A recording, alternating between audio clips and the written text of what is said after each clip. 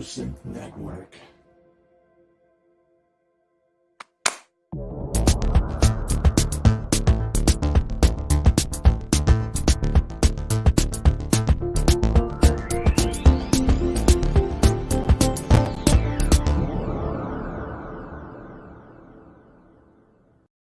What ho, hello, look at that full house straight away. I didn't even put it on the single shot. I'm sorry, guys.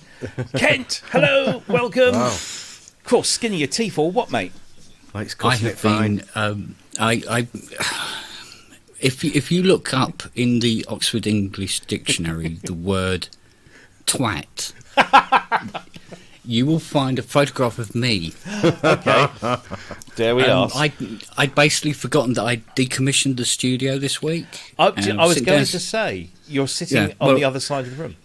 Yeah, I was sitting downstairs having a bite to eat and everything. And Fiona she goes, what time's the show tonight? I said, 7 o'clock. And she goes, oh, okay, cool. Hadn't you better go up then? I go, joking, you've got an hour yet. She goes, but the computer's upside down in my office. Oh my God, yeah. So I've had to dig out all the cake. Oh, mate. Anyway. You're here now, and that's all that matters. That is all that matters. Made it. Right, well, let's do this thing. Hello, let's actually put everything into. There we go. Just set it back in. There we go. Welcome, everyone. This is episode 76 now. Yeah, 76 of the Pro Synth Network show live. It is 17th of September 2021. Just gone 7 p.m. here in the UK. Welcome to everyone. Welcome if you're watching on catch up. Great to have you along, and thanks for popping back if you're watching us again. You never know, some people like punishment, so why not? It's going to be a bloody busy show today, I shall say, looking at the list of things. So much so, I've got some of the Dutch finest here in for the duration, just to help me through and grease the wheels. I suggest that you all do the same. I got Korean. Oh, there you go. It's all good. I've got what have you got, Ben? Aldi. Yeah. Well, was that German then? Must be German. I don't know. £3 for 10. There you go. Middle of Aldi. Or no, it's middle of Lidl, isn't it? Yeah. Got some good stuff in the middle of Lidl this week. Anyway, that's another story. We've got loads of stuff because, as we said not ages ago, a few weeks ago, it's been really quiet. There's nothing happening. But guess what? It'll all drop this week because of Superbooth and PäRKONS. So, we've got lots of stuff to get through. This might be a long one, so I suggest you pull up a chair, pour yourself a beer or wine or a cup of tea or coffee, whatever suits you at this particular time of day, and enjoy the fun. As you can see, we've got the usual crowd in here. We've got Chris, we've got Ben, we've got Kent, and we are just going to go through as much of this news in as much detail as we can possibly do, or as much detail as it possibly warrants, because some of it might warrant more than others. But first of all, before we do that, let's go round the room, shall we, and say hi. First of all, we'll go to California and go to Chris. How's everything in your neck of the woods? Everything is very well. Good. Been extremely busy, and I've been working still on the demo stuff I'm doing for Pulsar Modular P42 Climax. I just laid the last track down last night, so Cool. got to do a little mixing and then a video for it. Nice. And really just been excited using it. It's been a great plugin. It's one that I'm glad that I got to know really well, because it's going to be a regular part of my my Logic recordings. So yeah, Good. Been fun with that. Excellent stuff. Let's move down to underneath you, crossover in Warrington, in the north of England, or thereabouts. Don't want to give his studio location away exactly. We'll post GPS coordinates later. Ben Simpson, how are you? You weren't here last week, were you? No, I was gigging last week. And how did that go? It was good. Yeah, it was really good. I think it was probably maybe the best one so far, like technical wise. You know, like we had less problems than we usually have, but it was good. Yeah, really enjoyed it. Apart from that, I've been doing research, and because we've got a lot of stuff to get through, so I've been trying to learn about as much about that as I can, and looking forward to the show. Good. Excellent. And let's just move over to your right, our left. Mr. Kent Spong, welcome. How's things in your world this week? Because clearly you've been busy. Yeah. I've been decluttering. I'll say. A lot. And so I'm going to put it all back together, obviously.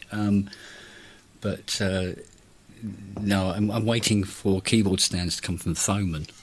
Oh, right. Okay. Good luck with that. And yeah, exactly. So I think their order forms need a little checkbox at the bottom that says, "I didn't vote for Brexit. Please attend to my order." Yes. Because it's a lot longer than they used to be.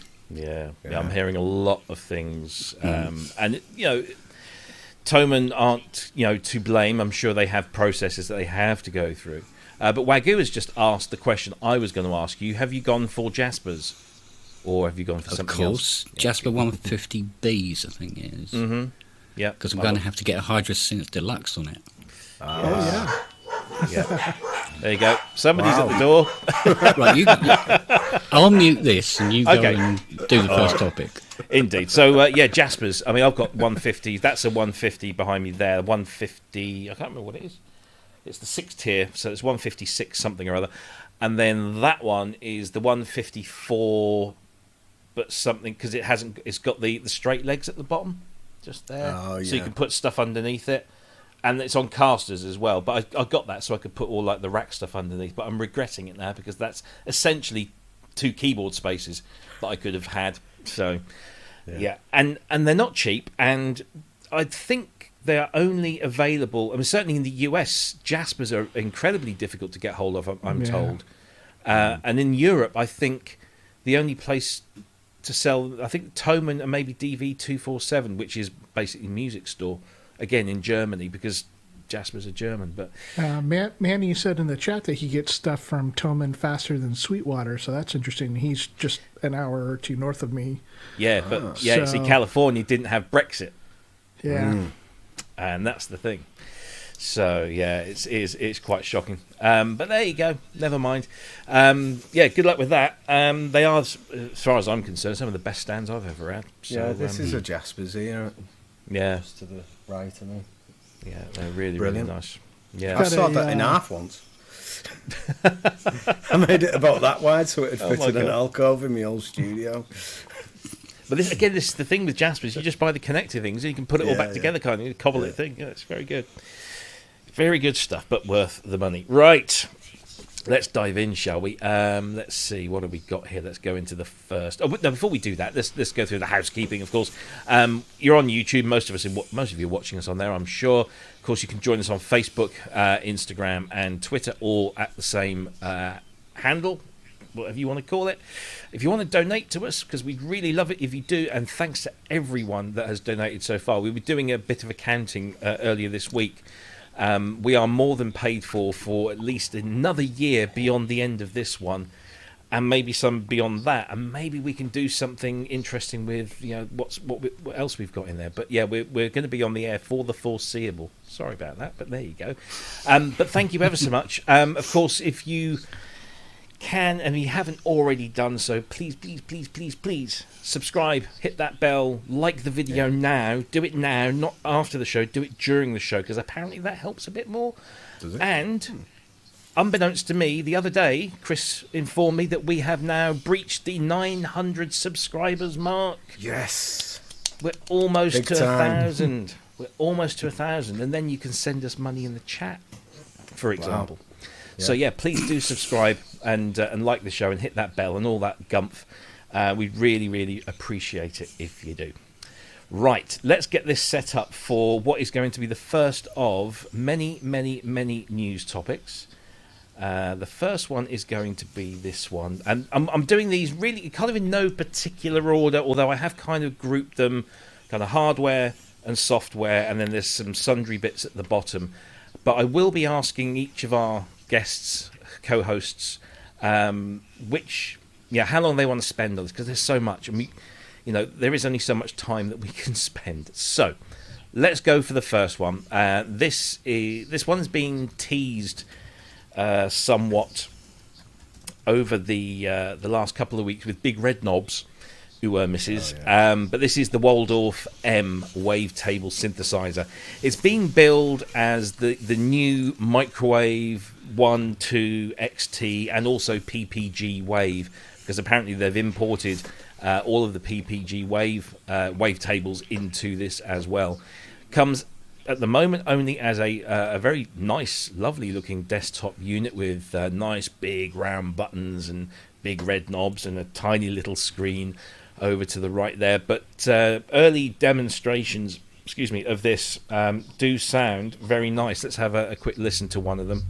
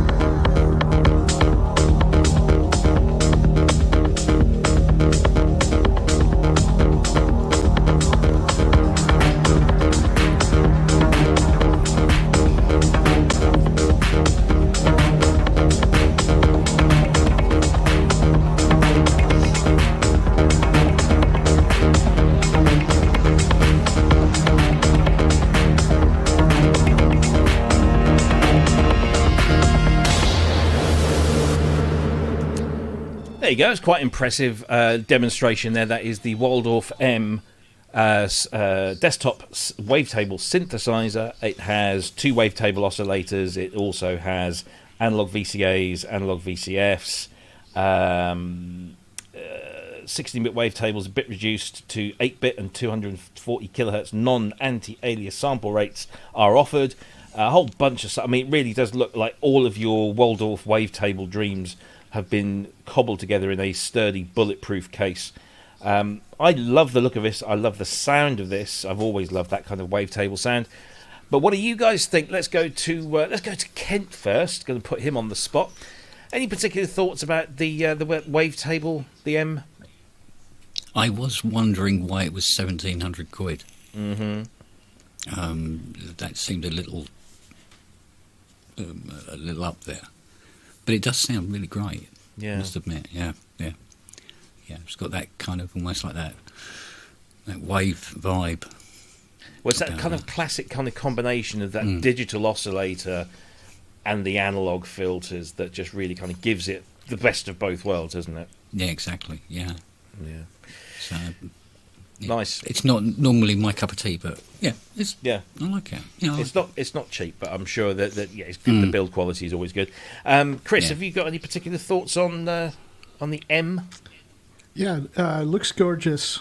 Love the styling on it, like you said. I'm not usually super into wavetable synthesizers, but I do really like the hybrid approach.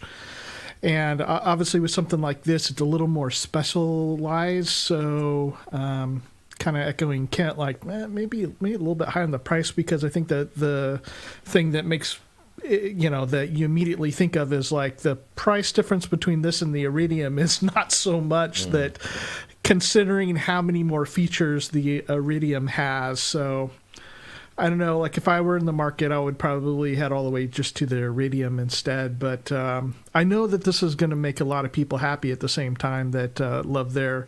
Which one is it? Is it the microwave? Is that the earlier one? Yeah, there was the microwave one. Was it the 1, the 2? There was the XT as well. The XT. I think the XT is just the 2, isn't it? With like physical controls on the front. Yeah. Yeah, because they were this kind of like 2U rack mounts, weren't they? The microwaves, weren't they? Yeah. Yeah, that's not really my era of synthesizers, so I don't know too much about them. But I know people. All right, you always weren't born rave when they about came them. out. Well, I've got a microwave 2, and people kind of universally say that the microwave 1 was better because that had the analog filters, whereas the 2 had digital filters. I love the 2. I think it's great, and like a modernized version of that coming out now, with it seems to have it is like a greatest hits of the microwave almost. It's got the analog filters, it's got the controls of the XT. It's got the benefits of the 2, whatever they were, and it looks like a tank. If it wasn't so dear, I think the price. I think Kent's right on the price. It seems a little bit, and like Chris said as well. If you think you can get an Iridium for a little bit more, that does a lot more than this. But you can't underestimate how good a microwave is. Yeah. It cuts through a mix, and it's just got a totally unique character to the sound. Yeah. I love mine, and if I had a spare $2,000 knocking around, well, actually, it's going to be a little bit less for that for us, because it's like 1879 euro, so that will probably be about like Kent said, about 1,700. So, all right, so it's not short of $2,000, but. Yeah, I think if I could afford it, I would definitely consider it as an upgrade to the microwave, because that's got its limitations. There's editor software out there for it, that work as a VST, and it does a good. I think it's called Monstrum or something like that. Yeah, but it works pretty well. But I should imagine the integration now with USB and a dedicated editor, I presume that'll be around. There's removable storage on the back as well. I notice it's got SD card on there as well. I don't know what that means, whether you can save stuff or import stuff or both. It'd be nice if you could do your own wavetables with it. Yeah. That'd be interesting. Probably, if you can't do that now, it's possibly something they'll look at in the future, because that's a brilliant feature. But if I had the money, I think it's a touch on the expensive side, but the sound quality, as you can hear from the demo, superb, and I'd have one. And it's built out of reconstituted tank armour. They are built like tanks proverbially, and the quality is clearly there. It made me laugh when I actually went to check the price. They had 5 in stock on their website. They've all gone. So clearly there are some people there that are very happy to pay the price. It's definitely got an air of Axel Hartman about it as well, hasn't it? I'm sure that I'd put money on the fact that he's had something to do with that. We can ask him. When is it? When's he coming on? October? Yeah, October 22nd. We can ask him about that and all the other stuff. But it does have that very kind of it looks like something he's done. I noticed there was a comment on one of the other Facebook synthesizer groups when they saw the price and they looked at the picture. They obviously didn't do their research, and they said, "God, that's expensive for a groove box." Okay. So that's the Waldorf M. It's available to order now, although there's no stock certainly in the Waldorf store. Hopefully stuff will appear in various other stores, and we might see a slightly better street price as they start to compete to sell that. But that's available now. So basically, microwave 1, 2, XT, PPG, all in a box, digital oscillators, analog filters.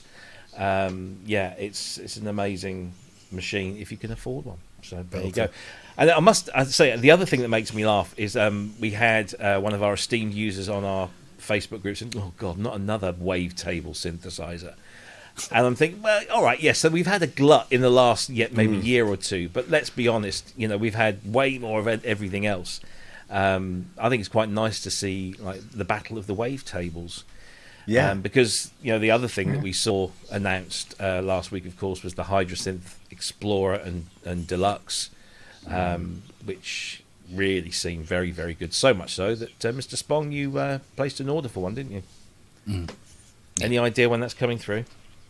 No. No. Are you going to Not get rid of the original Hydrasynth, or are you keeping them both? Cell equipment? I don't know.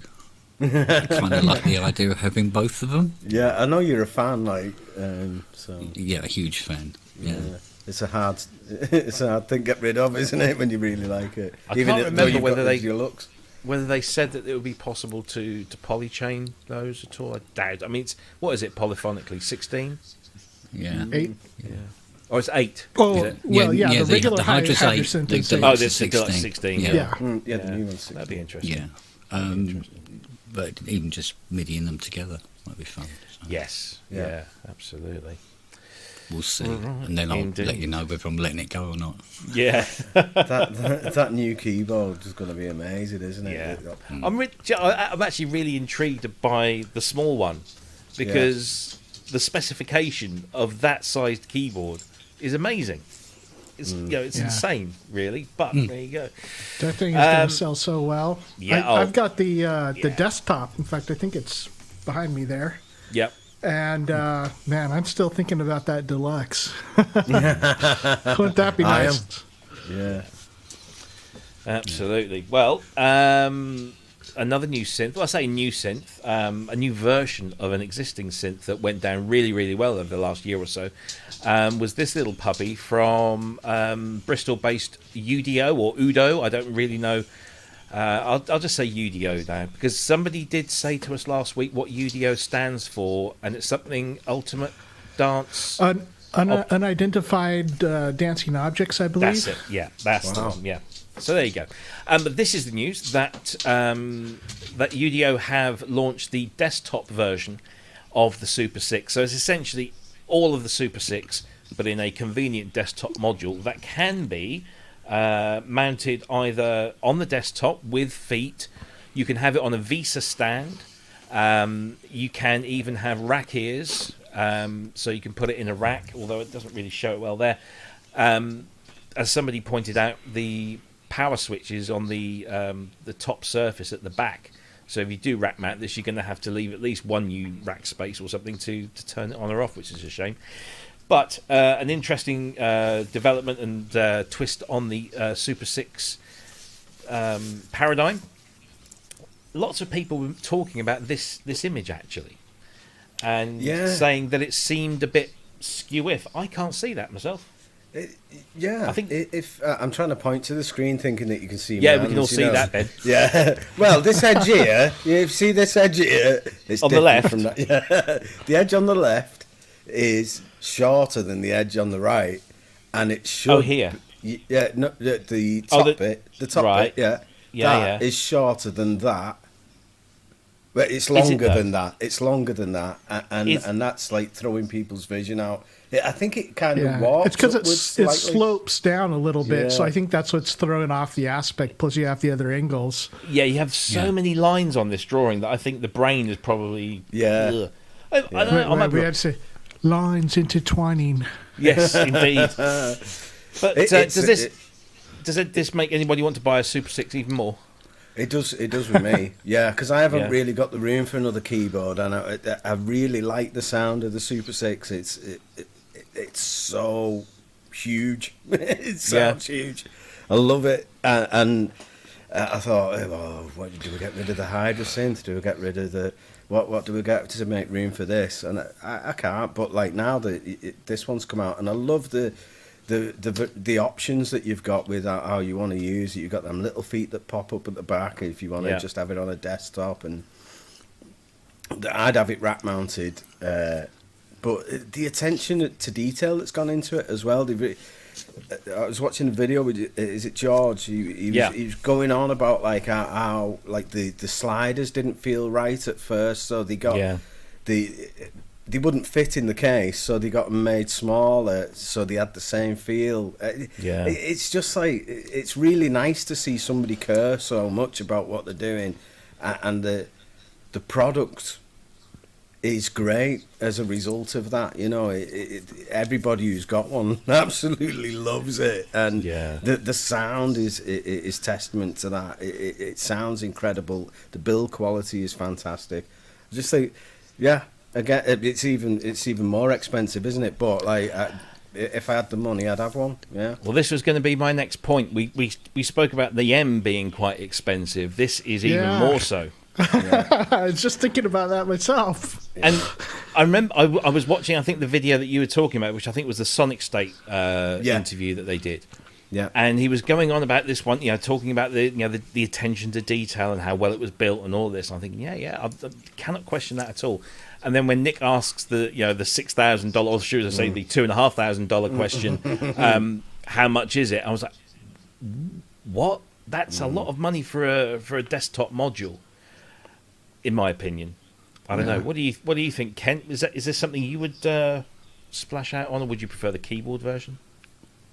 I'm not really overly familiar with it, to be honest, because I've been having this sexual affair with the Hydrosynth for the last year, so I haven't been looking at other ladies. But the thing about it, I mean, a couple of points really, which was now would have been the time to do a desktop of her, because we've got Chippergeddon going on anyway. Yeah. So this is something he could build mostly with stock that he would be carrying. So able to, get to market straight away with her. But I don't know. I was in two minds. I don't know whether it would be more useful or cheapen it if it had a rechargeable battery in it and made it portable. I don't know. I don't know whether that would be good or bad. It'd be nice to be able to lump it about in a field and play it and stuff, But yeah, I mean, they sound good. I mean, a desktop was the next logical step. So. Yeah. I mean, it's good to see that they are catering to other things, and I think it's true what you say. When you're faced with a chip shortage and you may be, developing something new is really not the sensible thing to be doing right now. Just to carry on what you were doing, but make it, appealing to a slightly different market. It must be probably the best way to kind of go. I think we've seen a lot of that this year with stuff that's coming out in Superbooth. Is let's carry on doing what we do and do it well, rather than Hydrosynth, for example. Let's just keep doing it, but just doing it slightly differently, so it doesn't impact the hard times with chips. Well, Chris. do you remember? Sorry, Chris. I just wanted to get this in. Remember when Ken Flux Pierce was on our show?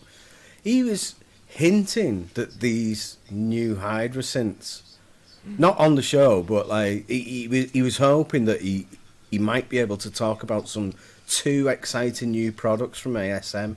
And then how long ago was that? Yeah. He thought that, he's an employee of theirs now. He thought that they were almost ready. Back then, he was on our show ages ago now. If you want to go back and have a look. Well, I'm having a look on the list. It might have been as far back as last year. Yeah. And he said that ASM's got a couple of exciting new products that I might be able to talk about. Yeah. Wow. So, yeah. Well, he wasn't wrong. Yeah. He wasn't wrong. Yeah, exactly. Yeah. So go on, Chris. Thoughts on the this one? Super 6. I actually got to play one Saturday, this last Saturday. So that was fun to kind of hear it. Enjoyed it. Played really well. My buddy has it in the blue. And one of the things that I like best about this is that this white looks really good on it. I was not really a fan of the gray and the blue, although I will say the blue looked really nice in person, much better than it does in photos. But some of the things that would kind of turn me off about it would be, well, the price. The UDO stuff is crazy expensive over here. I mean, and there's barely any stock. So, but mainly the price thing, it kind of hinders me on that, because when you look at some other synths that are comparable, like the Novation Summit, which is using the FPGA oscillators and analog backend, I mean, that's a lot less expensive. And then if you're comparing to something that's all digital like the Hydrosynth, it's even better. But for something that's comparable, the Summit seems like it's a much better value. I do like that feature, that kind of binaural sound, but you got to ask yourself, is it worth the money? Now, I have no doubt that the UDO is like top quality as far as the hardware, and it felt like that. But the other major thing for me is still, I've been saying this for a long time, is still no screen. And that's something that, which kind of baffles me, because when George just talked about it, he said, I want to be a very hands-on, usable, playable, live kind of machine. And no screen makes live play for me. No, I don't want to sit there and twist. I don't want to not know where I'm at on it. Mm-hmm. So I'm hoping that UDO will do some other synth that will put a screen on there, because I think the sound engine on them, they've done a really great job. So mixed feelings, but boy, is it gorgeous. Yeah, they've done a great job of the styling. Yeah, and at the very least, I mean, even if they don't do something with a screen, maybe do an editor app or something like that, so you can have it on a tablet or a laptop, and you can see where you're at there. I like these options. I mean, I love options when it comes to these things. The Essence FM is one that I particularly like. You've got loads of different options at least two different options. Three different options. It's like the Spanish Inquisition. But I like this VESA mount thing. I actually thought of you, Ben, when I saw this, because I know you like your kind of mounted things, your S6000. But that's a really clever idea. Why companies don't really go in for that VESA mounting, because all you need to do is you can buy these arms to fit on your, for example, your Jasper stands, and you don't have to worry about placing it on anything. You're just going to swing it in, swing it out when you want. It's very nice, that. But it's a cracker, that. I would like one of them. If you wanted me one at UDO, I'd be very happy to accept it. Indeed. So if George is watching, which I'm sure he does every Friday evening, send us each one, and we'll give you our opinion, our unbiased opinion. It might take about a year to form, but we'll do that. So there you go. Has just said in the chat, VESA mounts or whatever they're called on synths should be standard. I think on desktop synths they should be. Absolutely, yeah. You could have tons of them around you. Well, this I said about when the Behringer 2600 came out. I was like, that would be perfect for one of the VESA mounts. And then the Iridium came out, I think, after that with the VESA mounts, and we started seeing people do that. Like, that's brilliant. That is great. Yeah. No, it's a useful thing to have. So kudos to them for doing that one. So there you go, £1,949 available soon. That is the UDO Super 6 desktop, available in a music store near you soon. And I've just gone and shut my screen down, so let me just bear with me while I do that. Right, so what have we got next? Let's see. We're going to stick with the hardware. This was an interesting one. We were kind of discussing this before we came on air. This is, we'll do the video first, and then we'll come to the website. So let's do the demo video.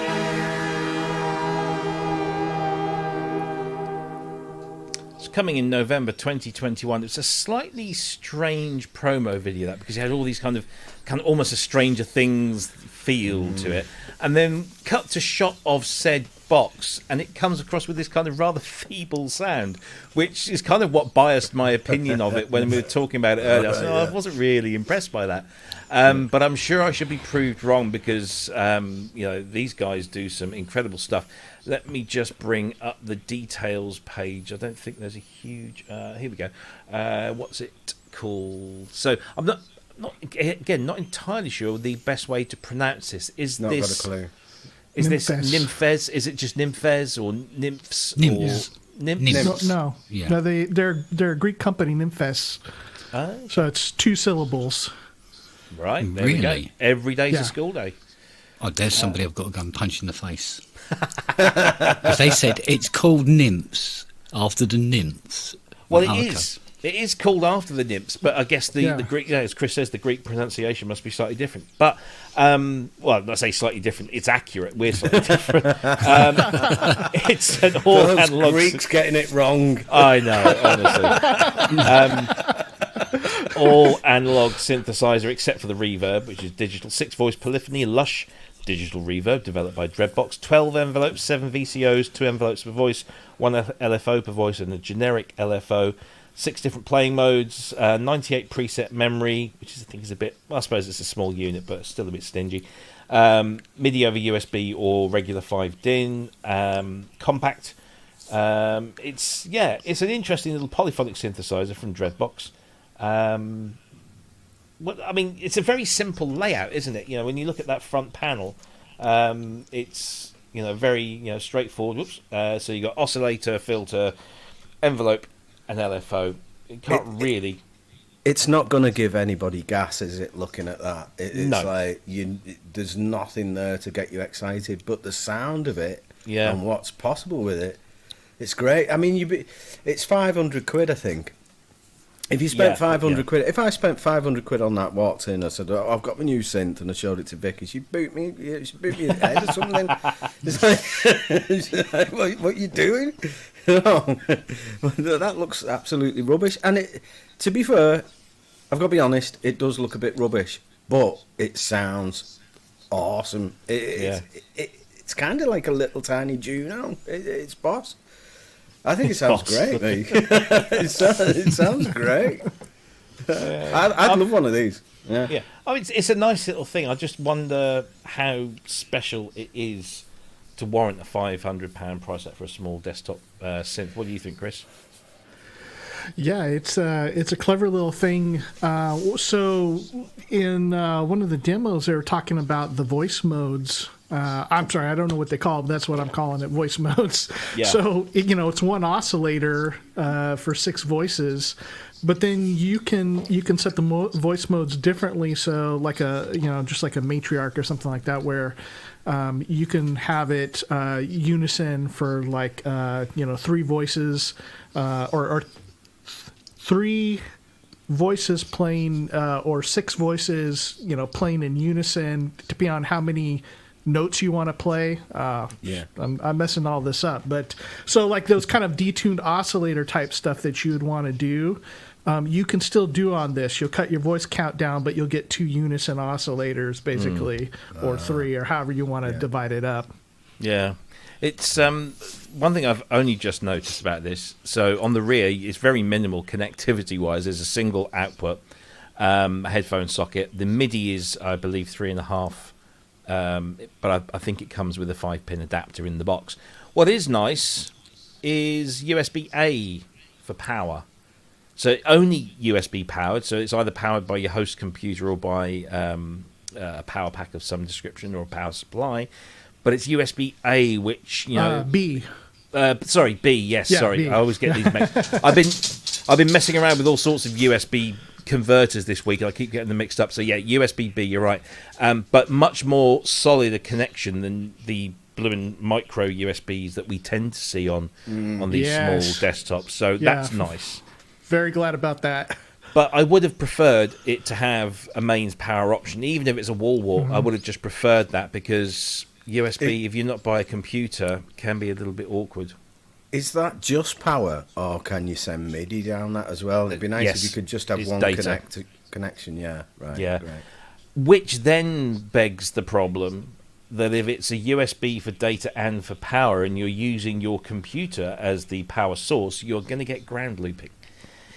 Can you pull up that shot again of the back? Yes, it's got a MIDI out on the other side. Because they have like a 3.5 or MIDI or something. rather.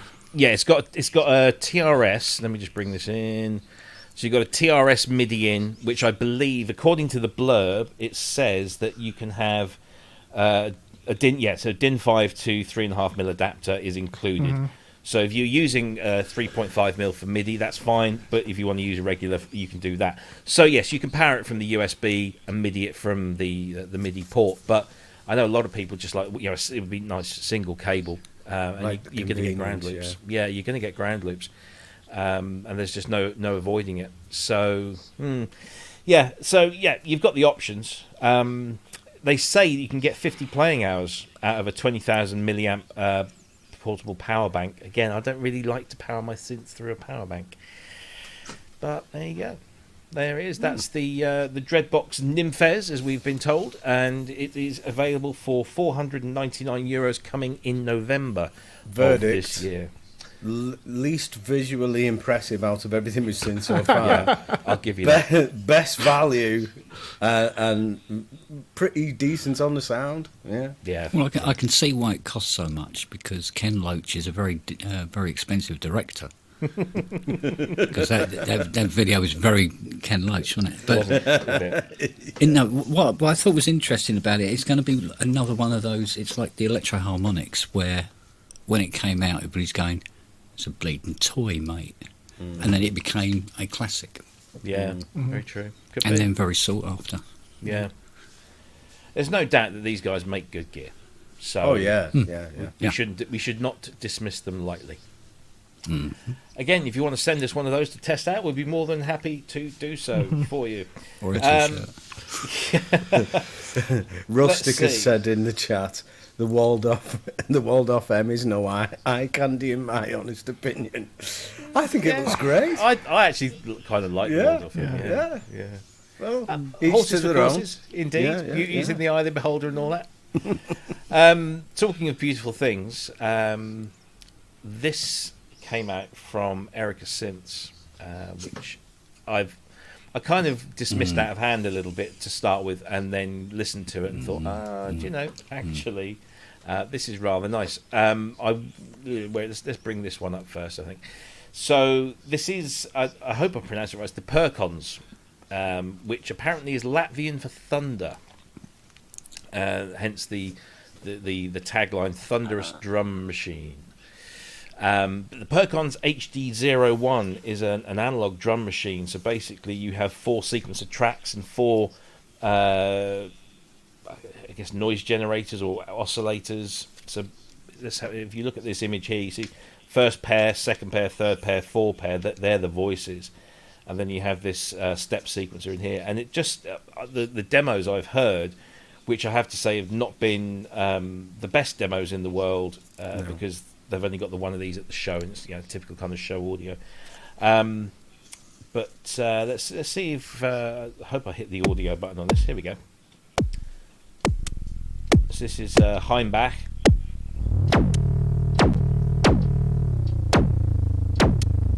So if you like your drums analogy, I think this is really the one for you.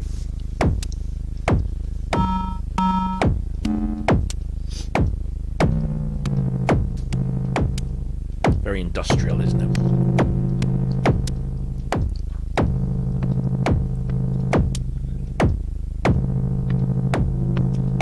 And we could be here forever, and we just don't have that amount of time. Try at the end of the video. I can't remember if it was this one or not, but there was a lot more. Of course, now he's just doing the same thing. No. There we go. There we go.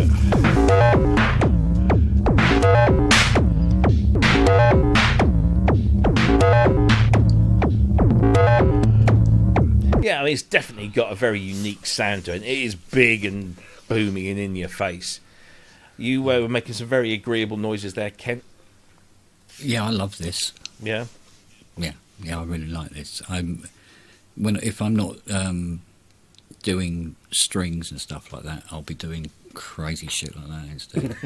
And that's right up my. It's right up my street. I love that. Yeah.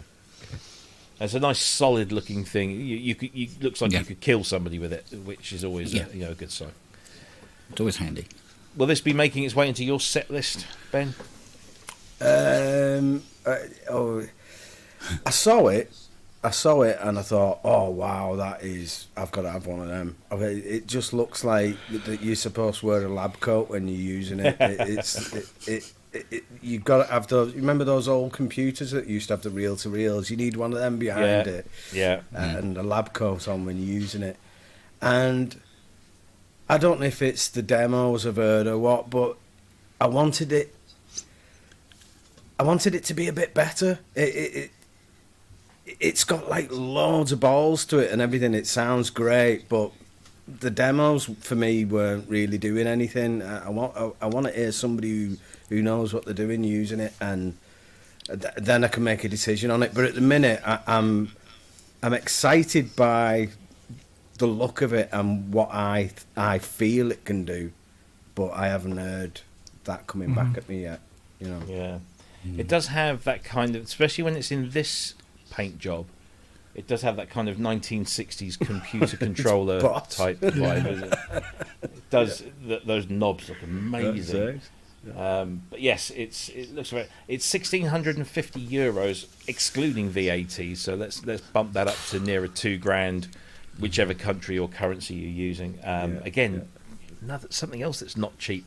Are these prices high because of Chipgate, or are we just seeing a money grab? I don't know. More than likely. Yeah. I've seen a lot of prices of conventional ICs going through the bloody roof. Yes, yeah. But it is built like a brick outhouse and sounds like it comes out of one as well. Chris, what do you think? Looks beautiful. Like how they did the inserts on each of the channels, so you can run. You want to distort something and you want to put reverb on something else to do your own effect. But the negatives to me are mono output, and they said that it was going to be a lot more work for them to implement stereo, but I'm just not that interested in mono drums. And the other thing is, like Ben said, like completely unimpressive in sound for me. Again, we may hear something in the future that gives it a little bit different spin, but it just kind of sounds dirty all the time. Yeah. And didn't seem to me to have like the big bassy power that I'd like it to have. So I don't know. I'm probably a no on this. Yeah. But on the positive side, Kent's been talking about going to the field to make music. We don't really have fields around here, so you have to go to the city park.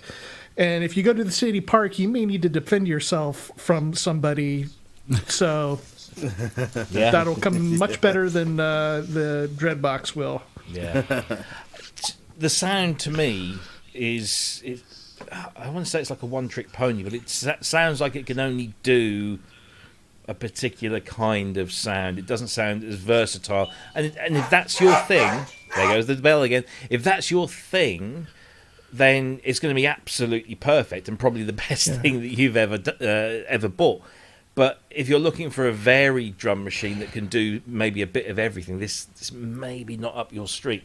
Not doubting the build quality and the quality of the actual thing itself, because Erica do some great stuff. Yeah, they do absolutely make great products. I like the Erica stuff that I have. They do tend to be a little on the expensive side, especially their standalone products. But like we've got Beat Farm Digital said he's got a bunch of Erica stuff, and has likes the quality, and says not everybody likes the blip blop boosh, which I think this demo has really hurt it. So I wouldn't be surprised like if we see some more demos and we're like, oh, this is actually a little more interesting.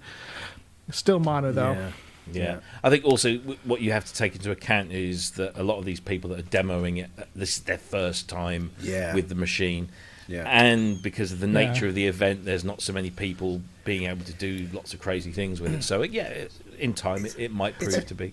It's a strange choice it being mono though, because drum machines or like percussion devices usually need lots of outputs. That's something that you're going to send each individual instrument to its own track, isn't it? So you can affect it or whatever. Just having a mono output is really odd. Or like the I mean, even if it was like stereo and you had pan controls on the unit itself, like at least there was something you could do with it that could kind of spread it out. Because drums acoustically are a very spread out instrument. I mean, if you're standing and you're playing, or you're listening to a drummer play, it's across a stereo field. Whereas you're listening to a guitar amp, it's coming from one direction, or the bass. But drums are definitely something that you would associate with that kind of stereo field. Yeah, sorry, I cut you off a little bit there, Robbie. No. I was just saying, the Uno drum copped a lot of stick because it only had a single output. Yeah. So yeah, it can be a limitation. So interesting that they've decided not to do that. But there you go. So that is Erica Synths. I can't remember what's it called? PÄRKONS. The Mekons. Mekons, yes. 1650 ex-VAT euro. You can go and check that out at the Erica Synths page. Right, let's do another piece of hardware because we can. This one was kind of like last minute onto the list. But guess what, kids? It's another wavetable synthesizer. Because we've just got not enough of those at the moment. This is from Mayer Electronics, German company, and they have introduced the MD900, which I am led to believe is developed from some Eurorack modules that they made, and they've kind of now made this kind of standalone desktop unit. It's polyphonic, 4-part multi-timbral, 16-voice polyphonic, sorry. All of these 4 parts have their own effect stacks, which includes mod delays, flanger, chorus, vibrato, reverb, tube amp, EQ, low-pass filter, dynamic limiter, stereo delay. Audio path is stereo, and so on and so forth. Lots of stuff inside there. 4 independent arpeggiators and a step sequencer assigned to each of the 4 synth parts. I do like the fact that their translator, when they were doing the website, forgot something. So if you actually read this in a mock German accent, 4 independent arpeggiator and step sequencer assigned to each of the 4 synth parts. The trigger sequencer may trigger the built-in transient sample player, where you have drum kits in there as well. So it's, again, made out of aluminium and wood, built like a brick outhouse. It looks very, very nice. I think this is a render, but the unit they've got at Superbooth is basically identical. Lots of these little OLED screens as well. So each oscillator has its own little OLED screen. There's another screen over here for the LFO, and then of course there's one here for the filter, and the larger one on the left-hand side of the unit there. Let's see, I can't remember. I think the demonstration was what our friend Tom from Synth Anatomy managed to get, and that was about the only demonstration that I could find of this. So let me see if I can find it. Here we go. Let's do this and that, and we'll shove that on the screen. So thank you, Tom, for this. Let's just get my notifications off of there, and let's skip forward a little bit because Tom talks to him about stuff. Let's go here. And then we go, buffering. Oh, there we go. Oh, it's not doing very well here, this video, is it? Short sound check, so all that... Oh, okay. Okay. Oh, now we're back in the room. Have we got any video? Coming out in real time from the machine. So that means we have here 4 parts. That is important. So that means it can play 4 timbres together from a voice of 16 voices. And so it will be... you have 16 voices per part, right? No. Let's see if we can skip to some audio. I'm afraid it's going to start buffering. I can move to the wavetable. So that is the one thing. Then I can expand 4. Anyway, let's have less of that. Another wavetable desktop synthesizer, because we've just had one. I can't remember if there was a price for this. Don't remember seeing it, whether it's comparable in any way, because I don't actually think it's for sale yet. But thoughts on the Mayer? Yeah, one thing I noticed about this, so there's a problem in marketing with this device. So when you look at it, it's gorgeous. Love the big screen. The stuff on the screen's a little bit small, but I mean, you know, the knobs look great. And then that whole video is, you know, the guy talking about the features of it. But what's lacking about this, there was one sound sample on the website that was on a different page, not on the product page itself. And then when Tom interviewed them, you know, this gentleman, like there was nothing that they could draw you in. So this thing has got so many great features. It's very impressive, but you've not given me any reason to want to listen through all those features and go through all the technical bits. Like, give me something that makes me desire it, then show me how impressive it is.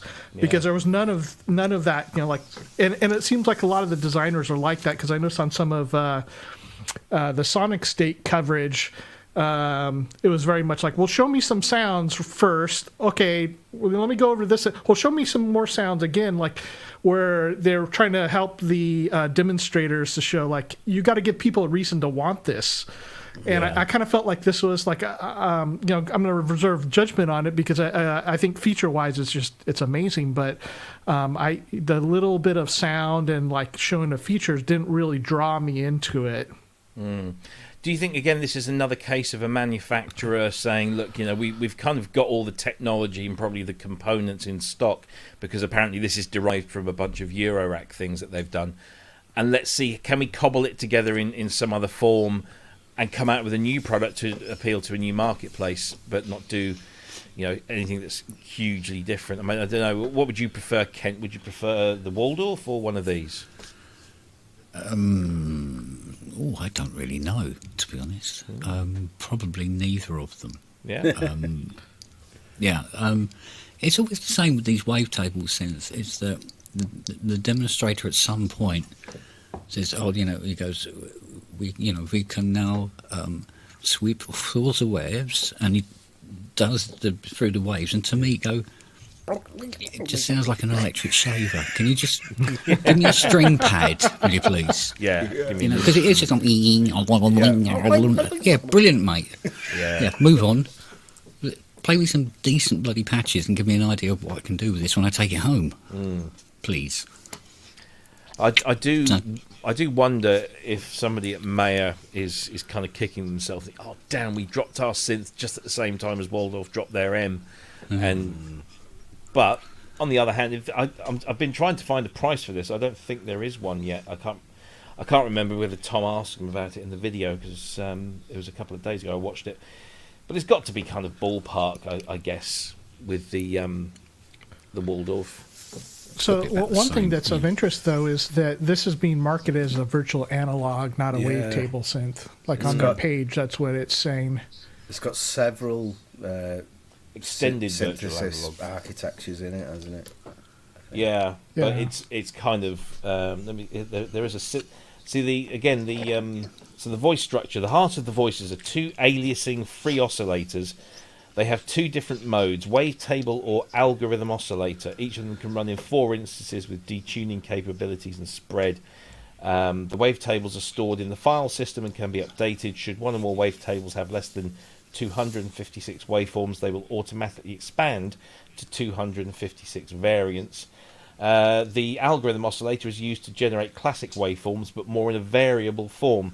Variable means that the waveform depends on the preliminary algorithm of up to 3 parameters which generates the waveform. As an example, VA sweep algorithm engages the resulting waveform from a saw, triangle sine, sine pulse, and changing the pulse width, blah, blah, blah. It all sounds very, very kind of technical. Sorry, I had the camera on Cryss all the time I was talking there. You said all of that without moving your lips. I know, Cryss. Should put you try and run the show. But there is a like a structure table, but I'm not going to put it on screen because it's so small, and when you blow it up, it just gets blurry. So it sounds like a very complex thing. That can do, but virtual analog algorithm synthesis was something that the Cobalt 8 did, and it does it very, very well indeed.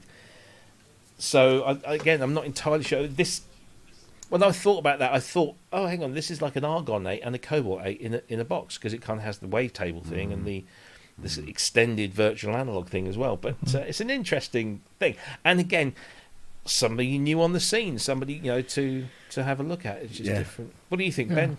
Don't know if you I didn't think it sounded great myself. It's wavetable and virtual analog, but I think the Waldorf M, if you're going to compare the two, just seems to wipe the floor with it. Like, it's not comparable sound wise. I don't understand. He's kind of making out that it's some kind of workstation thing in the videos, and I don't think 16-note poly is enough for the work. You know, you've got 4 parts. I don't know. Maybe it is, but it doesn't. I think with it being virtual, you could have gone a bit higher on the poly. It's not like an analog synth, is it? It's not as, you know, difficult to do. Like the Access Virus had something daft like 128-note poly, didn't it, or something? So I think, and also you've got these like 4 buttons across the top which controls each part, but like on the Iridium or the Hydra synth, when you're working on a particular preset or whatever, it can change colour, and nothing for me. Like say, like part 1 could have been red, part 2 could have been greener, and you've got those LEDs on the sliders and that. It would have been nice if you're on part 2, it was all a different colour, so it was easy to see straight away that you're working on a different voicing altogether. I think that would be quite confusing when you're flipping between because obviously nothing's automated, so no faders will move or anything like that. I think like the colours should change just to say, right, you're now working on part 3, just to ease it up. I wasn't very impressed with it, really. I'm hoping that like when, you know, as time goes on, it get better demos and stuff, but it didn't do anything for me at all, really. Fair enough. Well, there you go. That's the Maya MD900 extended virtual analog synth. So just nice to see a new company on the scene. Let's shake it up a little bit. Let's do another piece of hardware. This one has actually generated probably more interest than I thought it would to start off with. And this is from another British company called PWM. And let me I can't find that link. Where did it go? There. Oh, no, that's not it. That's the Maya. Here it is. I'll get it right now. So, this is the Malevolent from PWM. Let's have a listen to the demo, shall we? First of all, let's put the stream on the screen and then have a listen.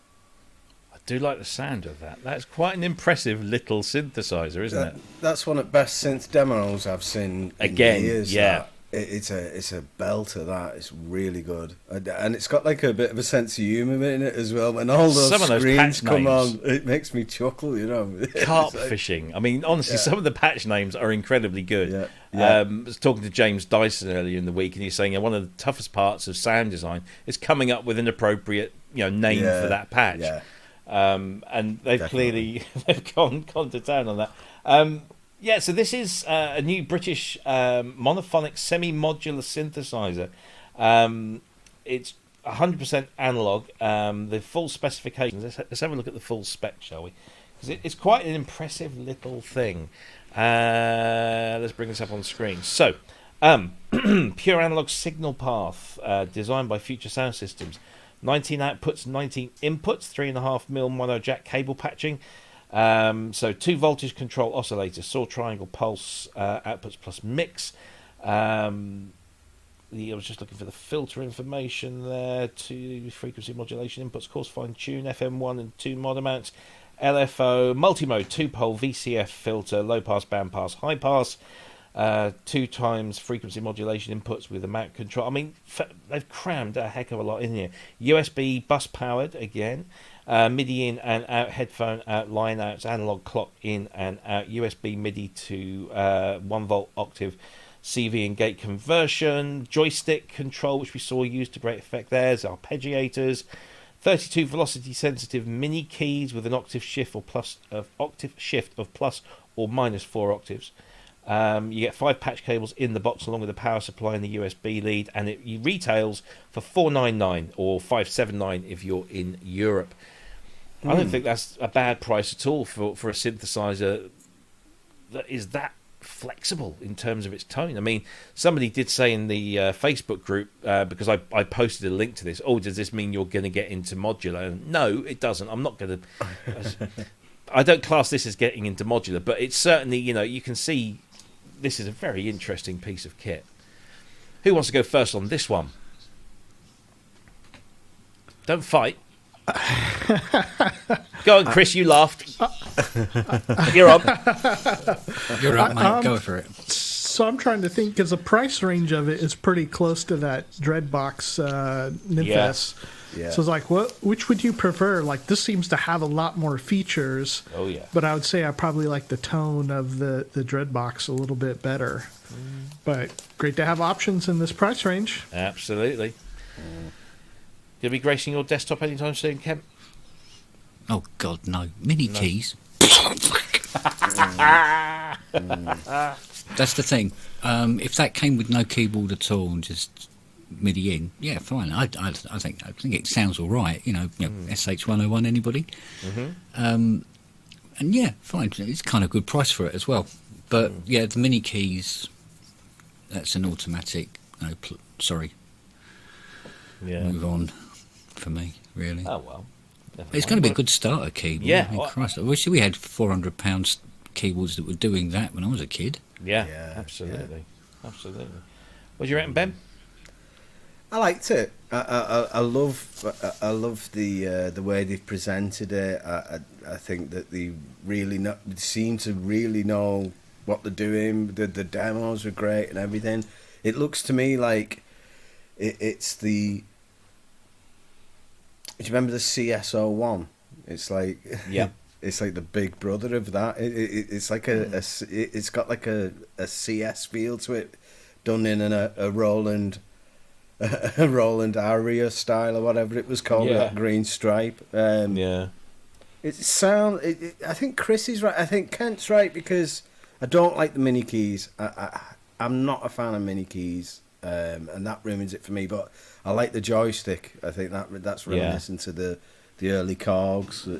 But the mini keys is just too much of a hurdle for me at the minute. I know it's got MIDI on it and that, so you could MIDI it up, but I'd rather just have the control bit, hack the keys off it and stick it in a rack or something, or a modular unit, yeah.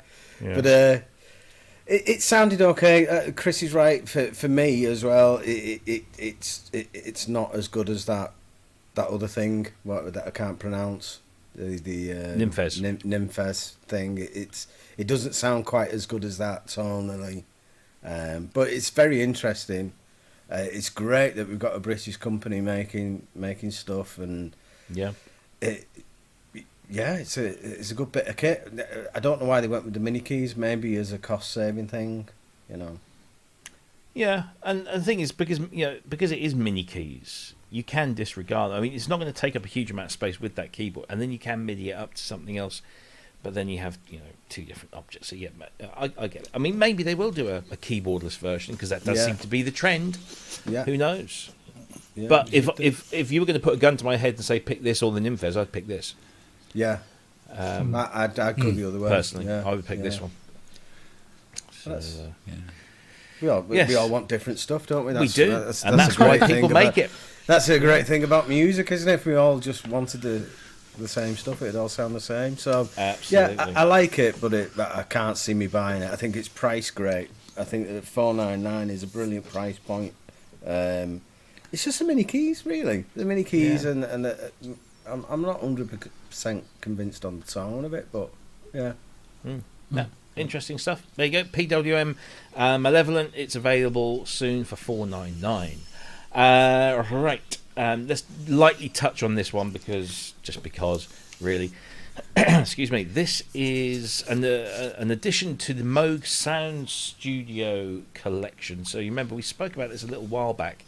They've taken some of their little desktop modules and packaged them up with some stands and some interesting other kind of educational bits and bobs to appeal, I guess, to those kind of getting into analog synthesis. And they've now added the Subharmonicon to the Mother 32 and the DFAM. Here we go. So now you can have all three of these modules in a single unit, along with a kit of wires and things to explore sound design in a box. There's the kit itself, so you get the 3 units, you get a little cable patch cable holder, you get the 2 sides of your stand, and all the other ephemera that comes with it as well. It's a very nice little package, but it doesn't really do much for me, I'm afraid. Does anybody else get excited about this one? No. not as a package. The units individually are great, but it's just a pack. It's a bundle, isn't it? That's all it is, really. Yeah.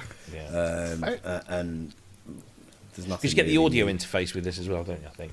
I didn't know that. Yeah, I'm pretty sure it's a small audio interface that you can just plug in into that as well. Yeah. Chris, any thoughts on this one? Yeah, not interested in the least. I'm not really into these type of Moog things, but you got to hand it. They have a really active marketing department.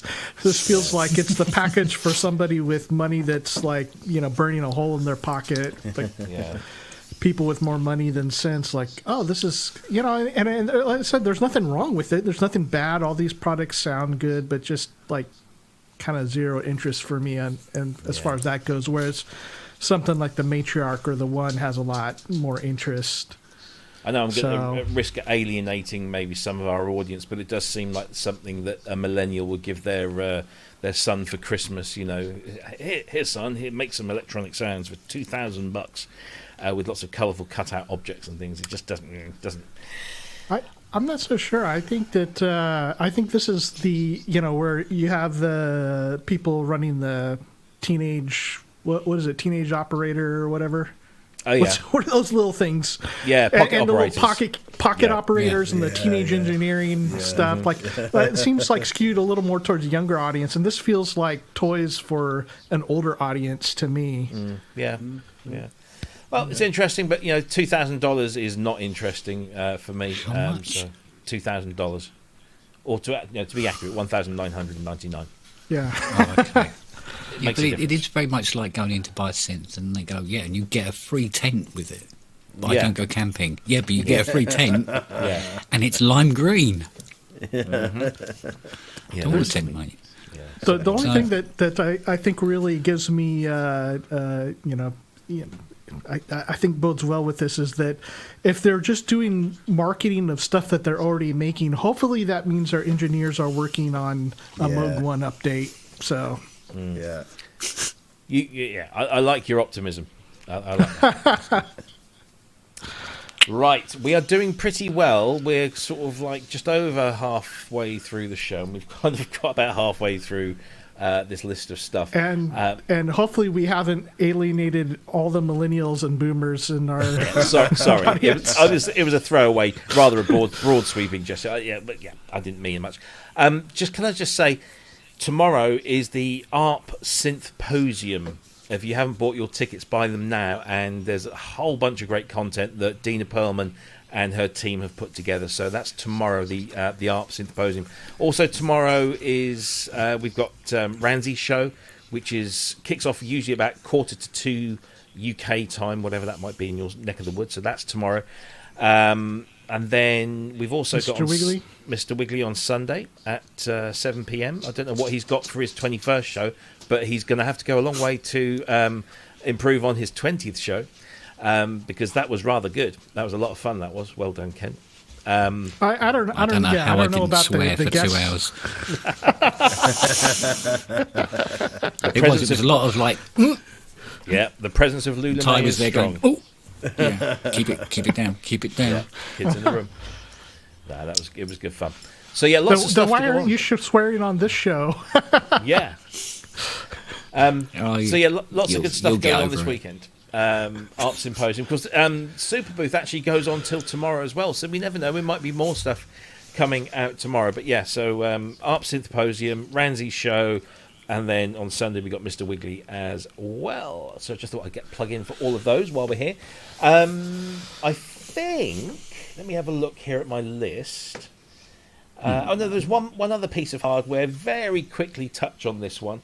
So JOMOX have had a lot of good things over the years, and this is a new one. Personally, maybe not my thing because it's Eurorack. However, let's let you have a listen. This is the JOMOX Mod FM. Testing.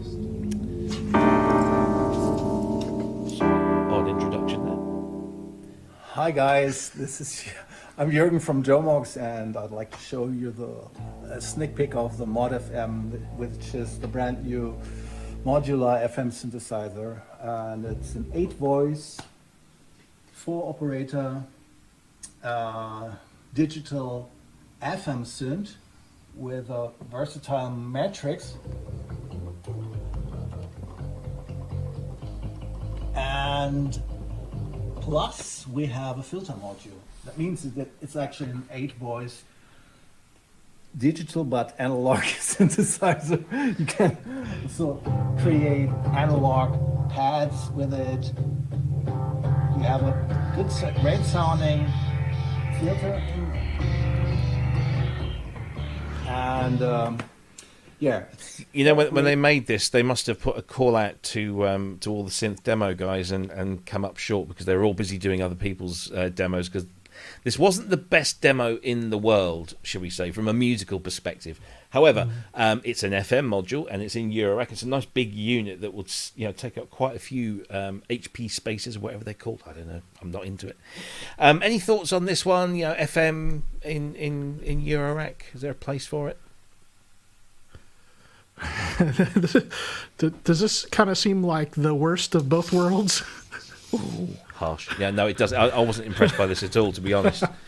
Yeah, I couldn't give a decent review from that video. No, and that's about all we had, I'm afraid.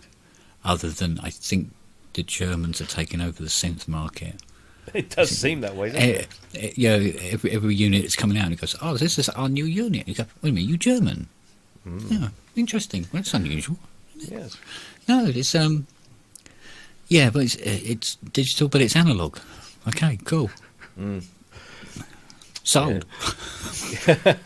It's well, I mean, the synth market has been kind of dominated of late by the French have been quite prominent, Yeah. you know, with Kodamo and Arturia and Twisted Electrons, and there are some others as well. And so yeah, great. Let's get the Germans in as well. They I mean, we've had what we had. We had the Waldorf, the Mayer. We've had this just this week. So yeah, there's certainly a lot. But personally, I was listening to this and say the demo wasn't the best in the world. It's that good that Ben's gone. I'm sure it's just a toilet break. He heard the word operator. Yes, yeah. I didn't even get excited about this. So no, it's Wow. Yeah, quite. So anyway. Wow.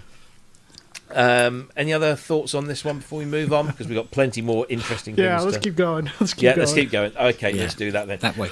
Right. Let's talk about software. We've got some great software actually that's come out this week. Yeah. So we'll kick off. Actually, this is probably the most interesting software news. It dropped yesterday. So Cherry Audio have been doing some great, really good priced stuff just lately. And I saw the teaser video for this. When was it? Last week. It just had 9/16, so that was obviously the date it was going to be released. Then it had some representations of some was it the Greek Planets? alphabet? Yeah, they had planets, and the orange ones. The Jupiter was lit up, and there was the sign for Mercury, and there was the sign for Jupiter. And I just thought, oh, maybe they're just doing a Jupiter 8 or something, but no, they've actually gone and done a Jupiter 4, and they called it the Mercury 4. They've really pushed the boat out there with the ideas team. But this is a Jupiter 4, and something that a lot of people have been asking for, particularly from Roland Cloud, for a very, very long time. And Cherry Audio have beaten them to the punch, and here it is. It's no longer just 4-voice polyphonic; it is 16-note polyphonic. It's got a Roland Space Echo model built in as well. Let's see, have we got an audio demo here? I do believe we have. Let's have a listen to this.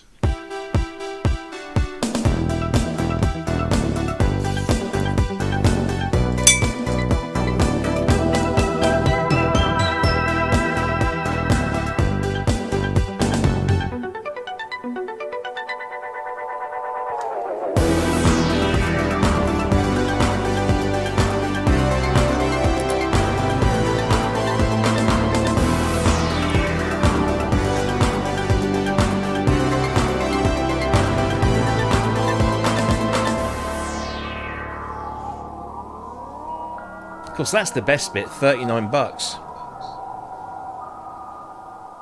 Or if you're a clever, savvy person like Chris, you get a group code for use at the JRR shop, and you get it for about $32, or what did I say? 20? Was it about 25 quid?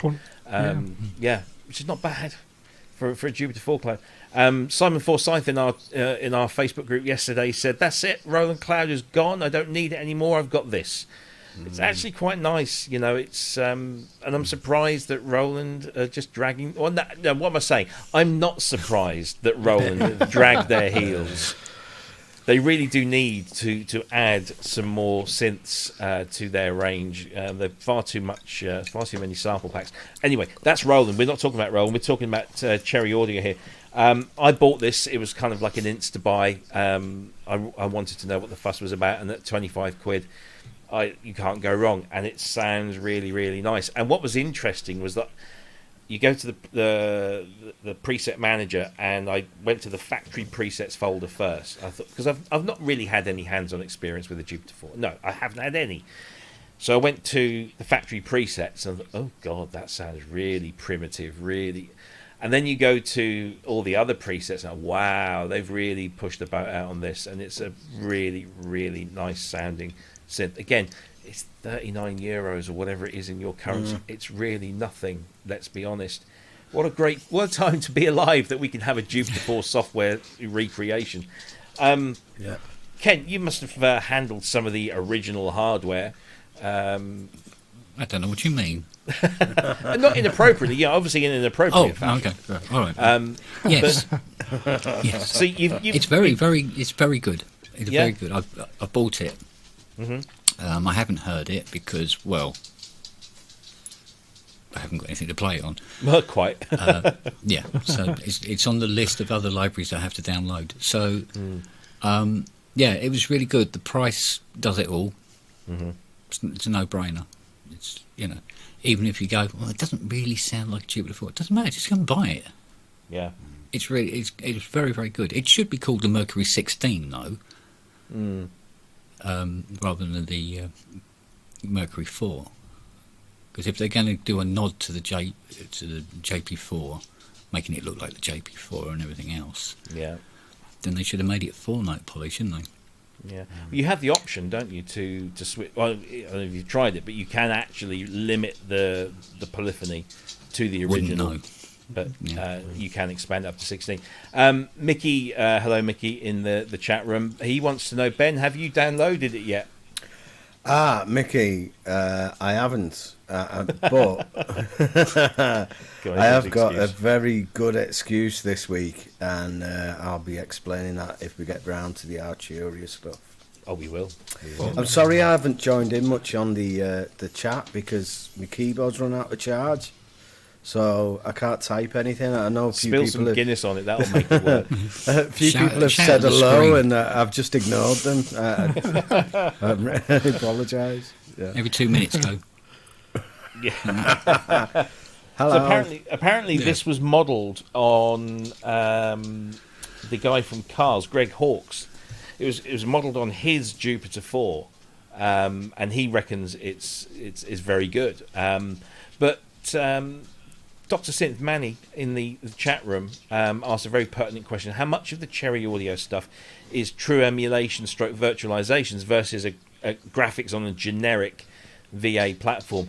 And that's a good question. I mean, from some of the promotional material, it does seem like they spend time modelling the exact instrument rather than on a generic platform. However, one of the criticisms that we've had, and I think Cryss will agree here, is that a lot of this Cherry Audio stuff does sound kind of similar.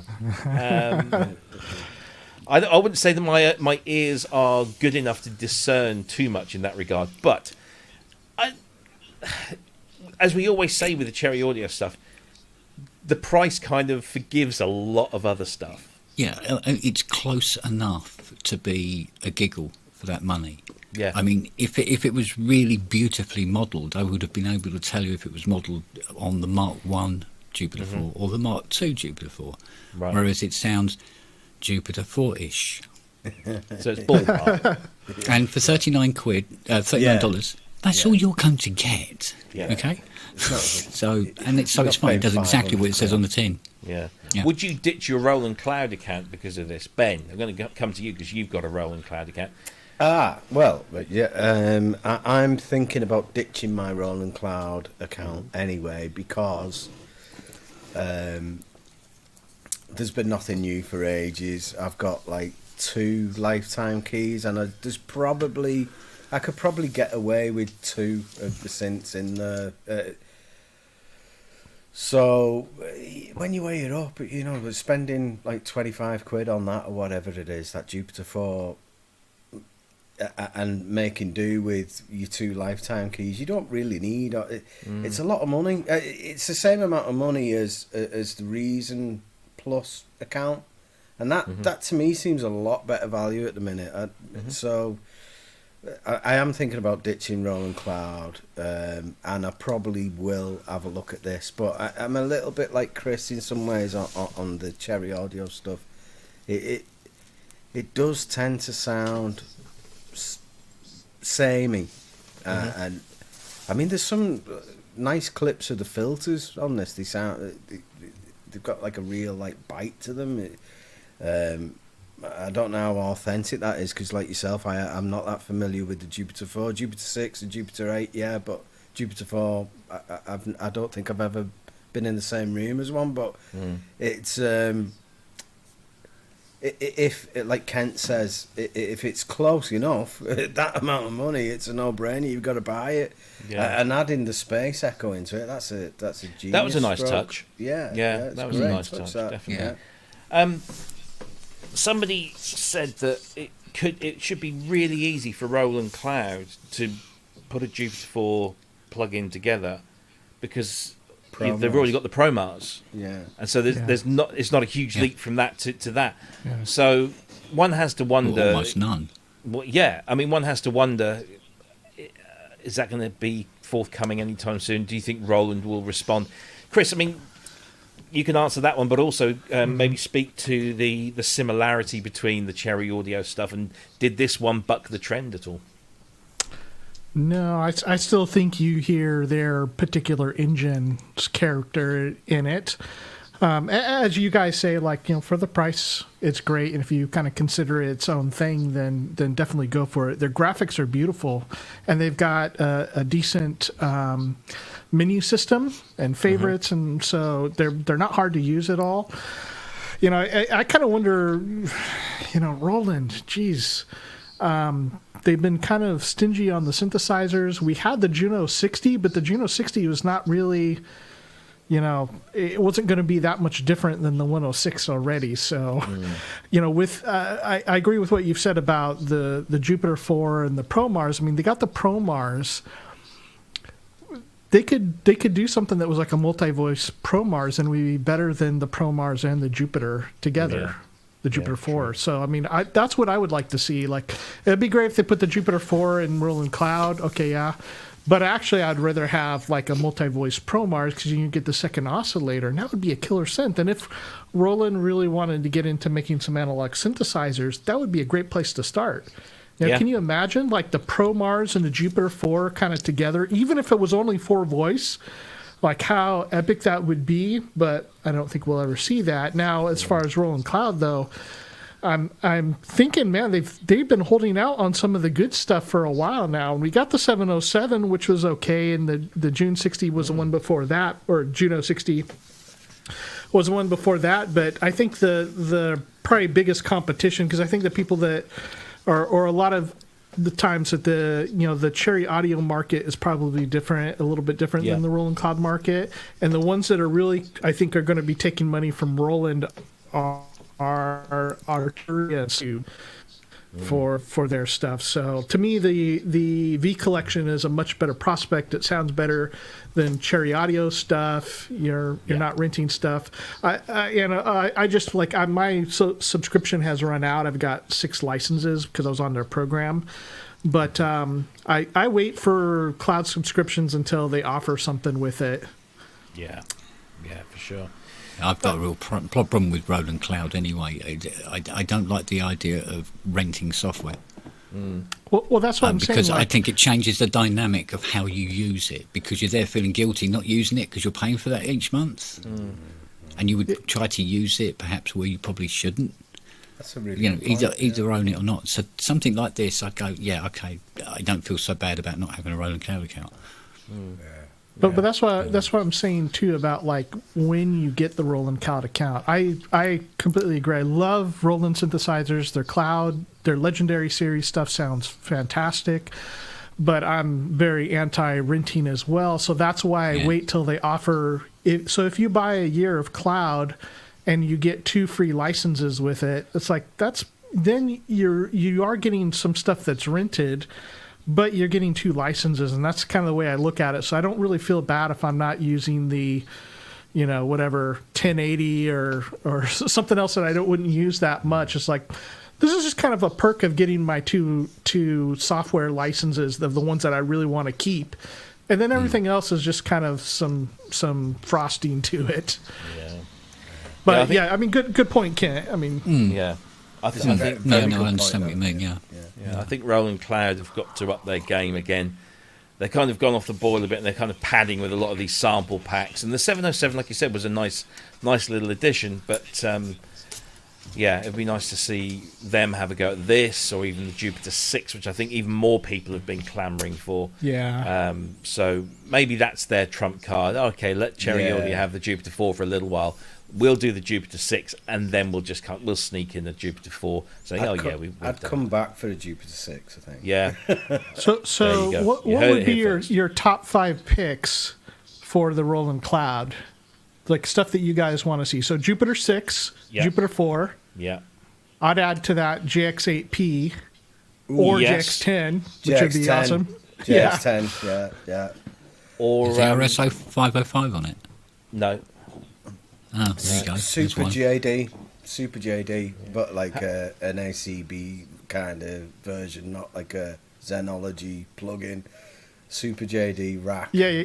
Perfect So emulation. sorry, my question, I meant like legendary stuff, ACB, DCB. Yeah. Yeah, Sorry, just killing bugs. nice. Go away. I would like to see System 100 or System 700. I'd like them to tackle some of that stuff. Well, the 100's in there. It is. Yeah, sorry, the modular stuff. Yeah. The 100M. Sorry. Yeah. And the System 7. Yeah, I'd have a go at modular, Right. because we're going to talk about some software, modular Eurorack stuff in a bit. But yeah, some of that would be interesting. What else would I like to see in there? I think most of what I would want from the Roland Cloud is already there. The Junos, the D50. Ben, what about the what's the one that you like? The V-Synth? Oh, the V-Synth. Well, they must be able to do that. Yeah, that'd be. Well, I wouldn't like that actually, because I like having that to myself. That's like my secret That's weapon. software sense anyway, isn't it? Well, quite, yeah. It is. Yeah. It should be really easy to do then. Probably. Yeah. I think. Yeah. You think? Yeah. Maybe- Actually, I'd like to that's see him what put the they- CS80 in there, just so it could piss off so many people. John Setta says the JP8000, which is one that I see come up a lot, along Yeah, with that's a good call. the JD. Was it the A80? Is that the name of it? I yeah, actually yeah, think yeah, JD 800? yeah. 800? or whatever? I've got a JV, not JV. What was it called? Can't even remember what it's called. The 1080 990? thing. The 1080 thing. The 1080 module, yeah. Yeah, JV 1080 it is, isn't it? Isn't it? Yeah, but they've got the 2080 and Oh, the yeah, 5080 in there, haven't they? Yeah. There's a 2080 as well, isn't there? Yeah. Yeah, I like using them because it saves me having to mess about with the actual hardware because they sound exactly the same. Yeah. So They'll probably come out with something like the Planet P, Yeah. because that's what everybody's been waiting for. What was that little electric piano they did? It's brown and orange. Oh, can't remember. What about the Saturn?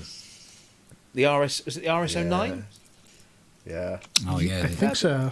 That'd be an yeah. interesting. little Well, there was Saturn. There's the RS09, and there's Similar. there's the SH09. Yeah.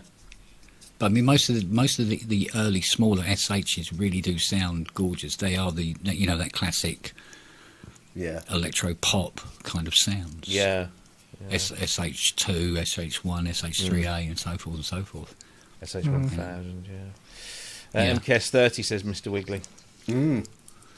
Would be interesting. Yeah, that would be nice actually, because that way people would stop bringing me the bloody things to repair.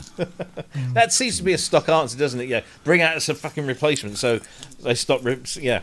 Yeah. He goes, for somebody who repairs vintage instruments, you don't like them very much, do you? No, I don't. Oh well, never mind. What about the Super Jupiter? What's your opinion on that?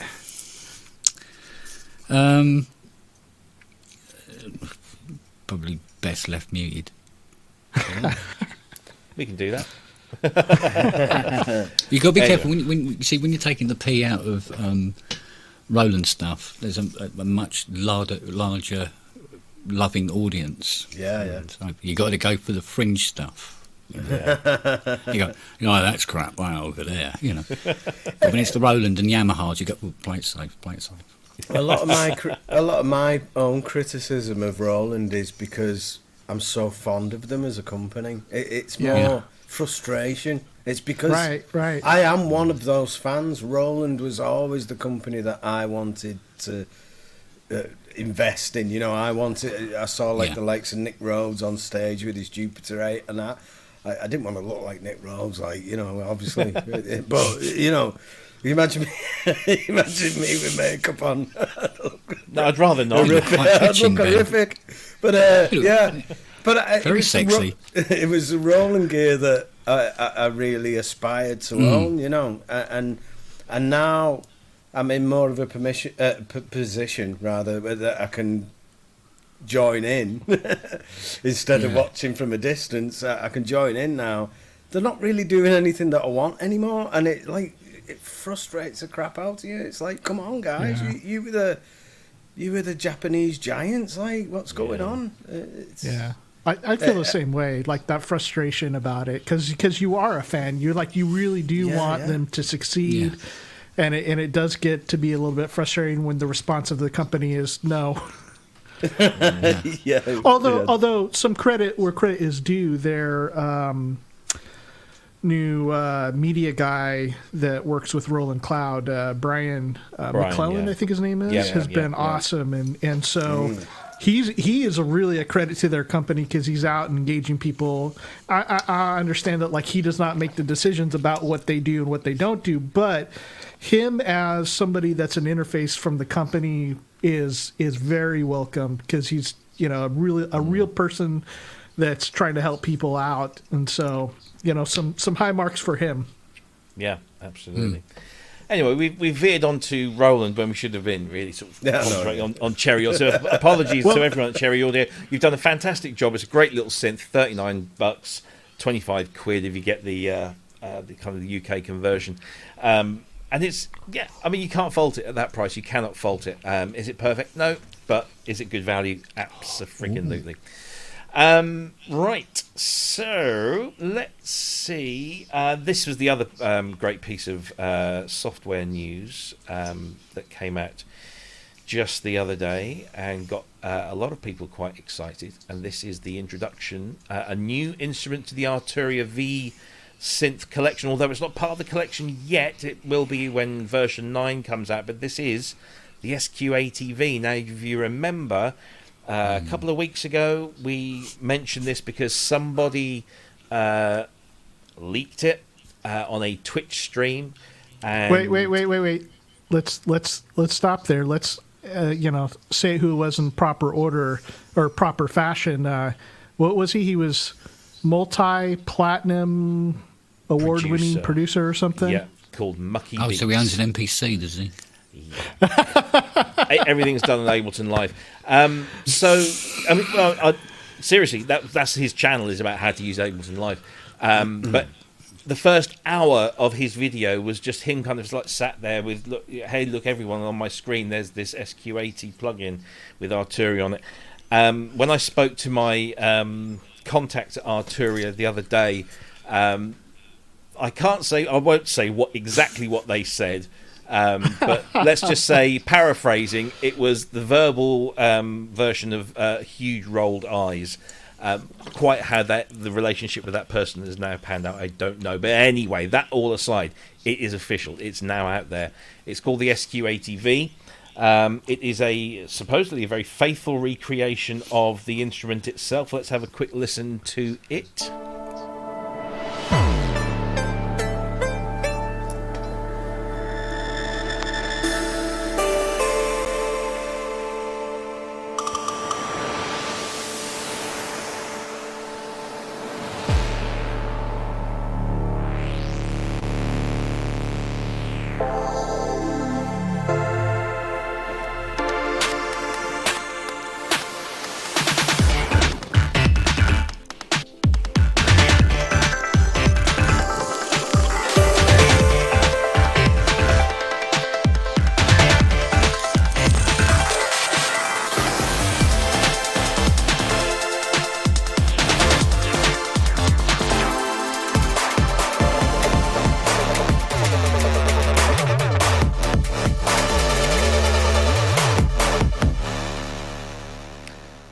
So there you go. That is the Arturia SQ80 V.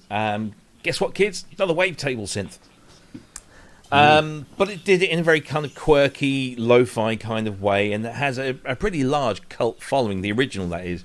And so this was actually quite a welcome addition to the lineup. Now, you can get it at the moment, depending on your status within, what you've purchased from Arturia. You can get the SQ80 V plus the two Sandbanks, which I think retail for about $15 each. You can get it for 99. I think you can get it as low as 49 bucks or euros, depending on what you've bought. You can. And Yeah, and you can buy this, the Soundbanks, and V Collection 8 for a substantially reduced price. I've seen it as low as about 200 and something, which is less than that. I've seen it for Really? like $149. oh wow! So I mean, But that's again, it incredible depends on value. if somebody owns stuff before. But yeah, Yeah. some really great deals right now. Yeah, absolutely. Yeah, it's some stunningly good value for money. I mean, I've really become a big fan of the V Collection in the last few years because each year, or Right, each iteration, should we say, they really add some really good synths. And they're very good quality. They're very well designed. This one in particular, I should have really fired this up. Let me see if I can get this going without screwing things up. Because what really impressed me, other than the sound, obviously is very, I say unique. It's a nice approach to this kind of style of synthesis. But let me just see if I bring this over to my other screen. Let's see if I can, or maybe not. Maybe I'll have to do it like this. So I've not done this before. Bear with. What I want to do first is increase the size of my window. Let me do that first. While you're doing that, Yeah, go for it. some of the interesting things that they've added into it is that I think everybody that's wanted either the ESQ1 or the SQ80 to be included with it. Of course, when you start looking into those synthesizers, you realize there were different firmware versions, and some of them had all these quirky things that were put in there. Obviously, the Transwave stuff that came later, and then I think one of the later I've not owned one of these, so people can correct me if I'm a little off on this, but one of the later firmware versions for these synthesizers contained some crazy stuff where it would make like wave tables and out of parts of the code.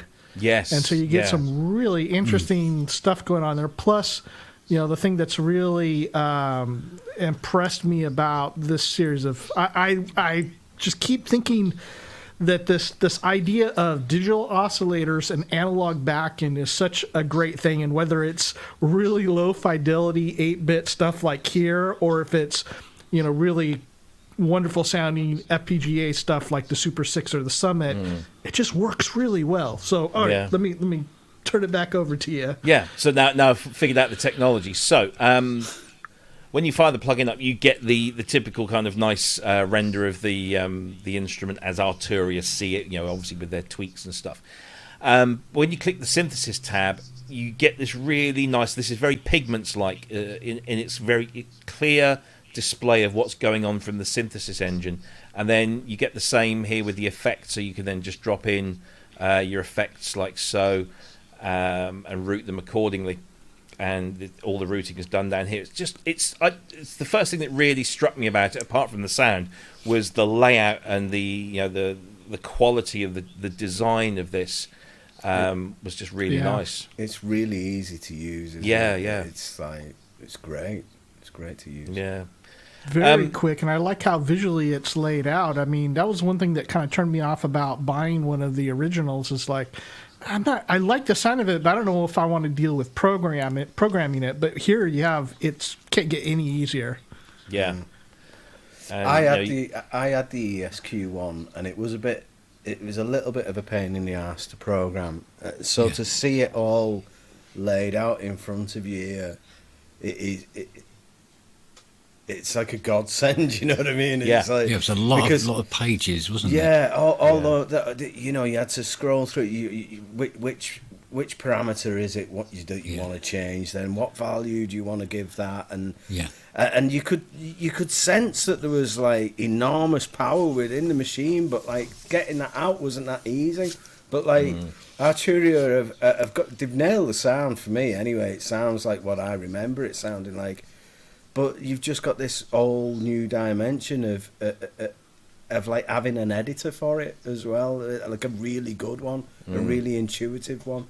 I think they've done a better job. What would be really good though is if they have got access to the original Valhalla libraries. Yeah, I've got because the ESQ1, when you got the original ESQ1, you had the factory sounds on it. And you'd be going playing this, and you're going, oh yeah, this is really nice. And then these Valhalla cartridge, Valhalla Gold cartridge came out for it, and you plug it in, and it would get the machine to do things I don't think even Ensoniq knew it was going to be capable of doing. You know, and there was some fantastic sound in there.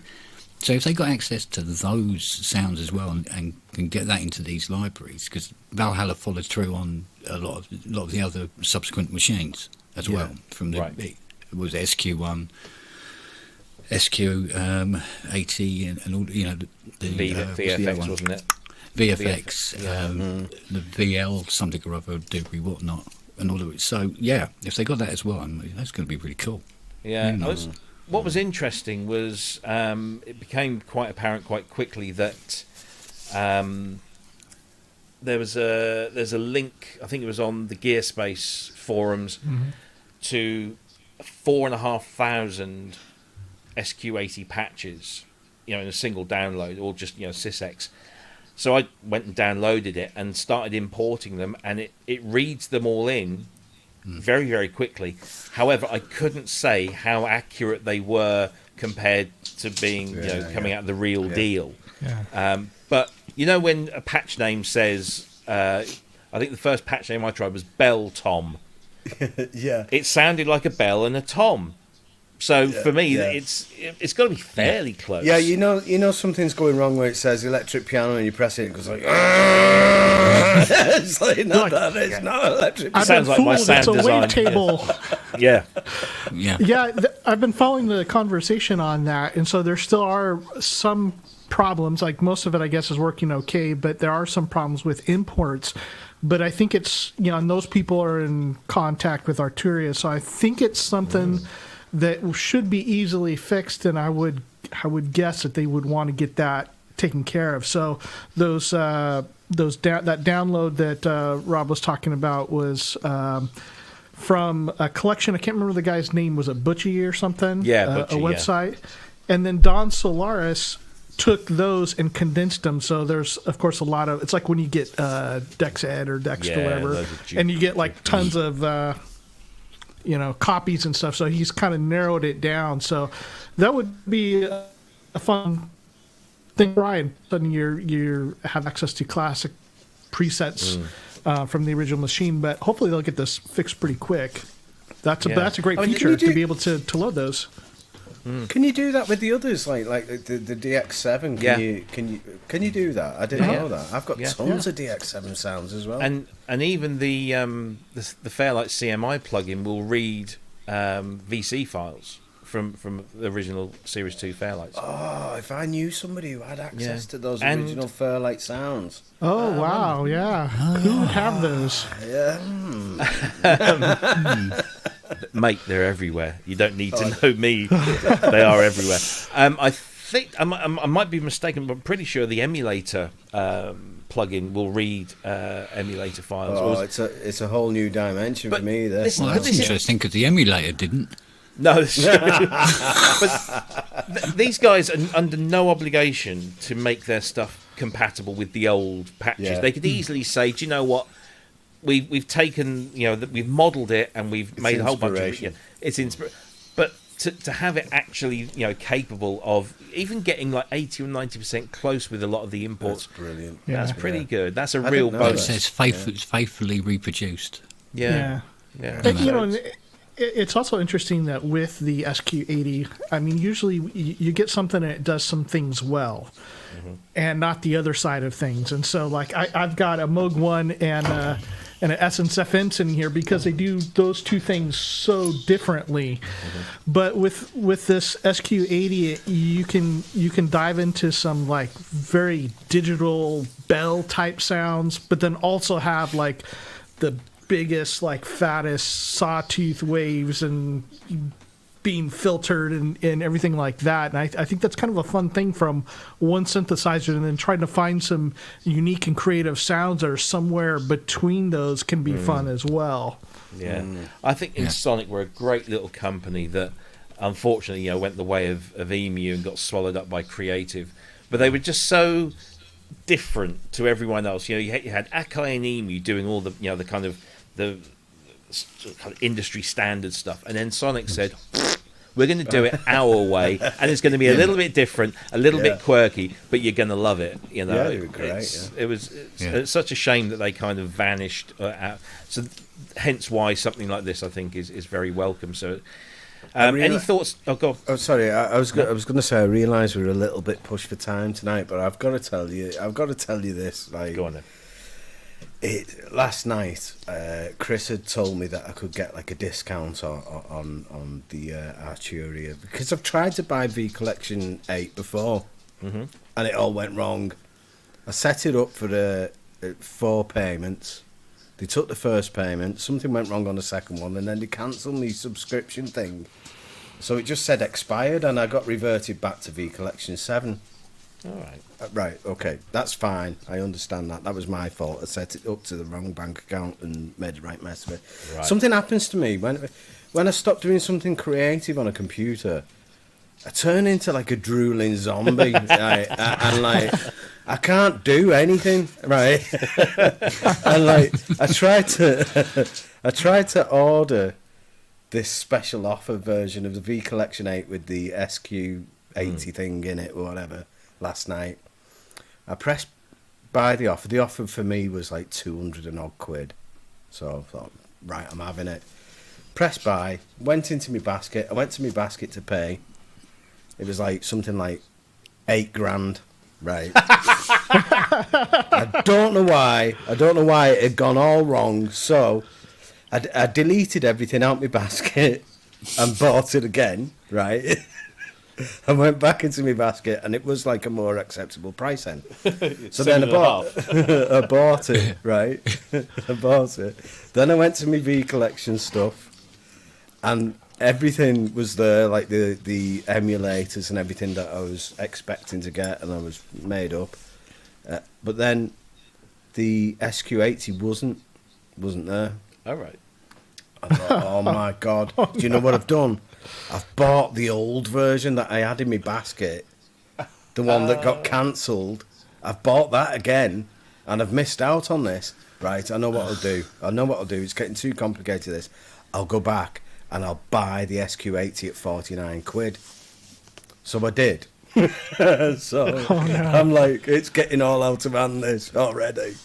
Oh, dear. Then I went back to me Cubase, and it wasn't there again. I thought, oh, Jesus Christ, what's going on here? Right.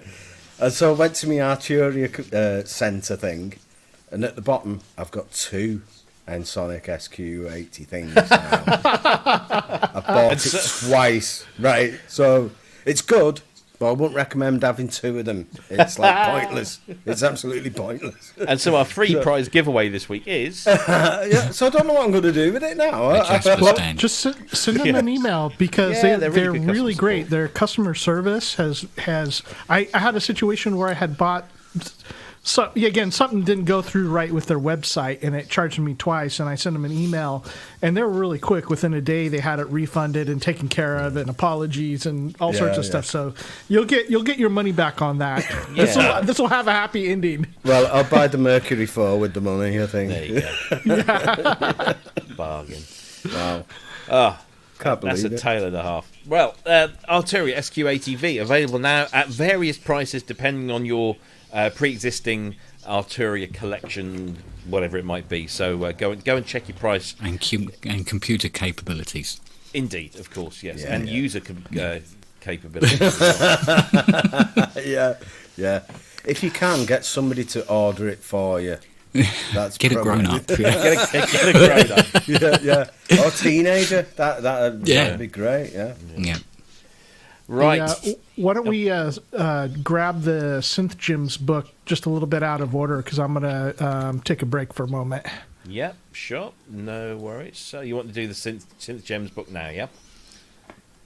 Okay, right. I can't find... Where is the link for the... What's it called? Synth Gems Presenter. Here we go. See, this is where web page developers really need to work on their titles, because that's all I have to work on. So this is really interesting.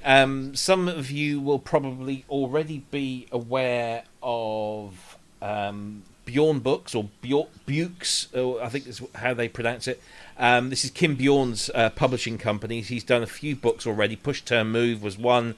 There was a patching book for Moog, and they're really high quality, what we call coffee table books. Hardback, big glossy pages, heavy paperweight, or heavy weighted paper, shall I say? And this is the new one from Mike Metley, who is normally, I think, an editor for the company. And he's gone out there and produced this book called Synth Gems 1. And he's really kind of gone to town on picking out not just the classic synthesizers, but the really kind of interesting synthesizers. So instead of going for a Model D, I think he went for a Model C Mini Moog.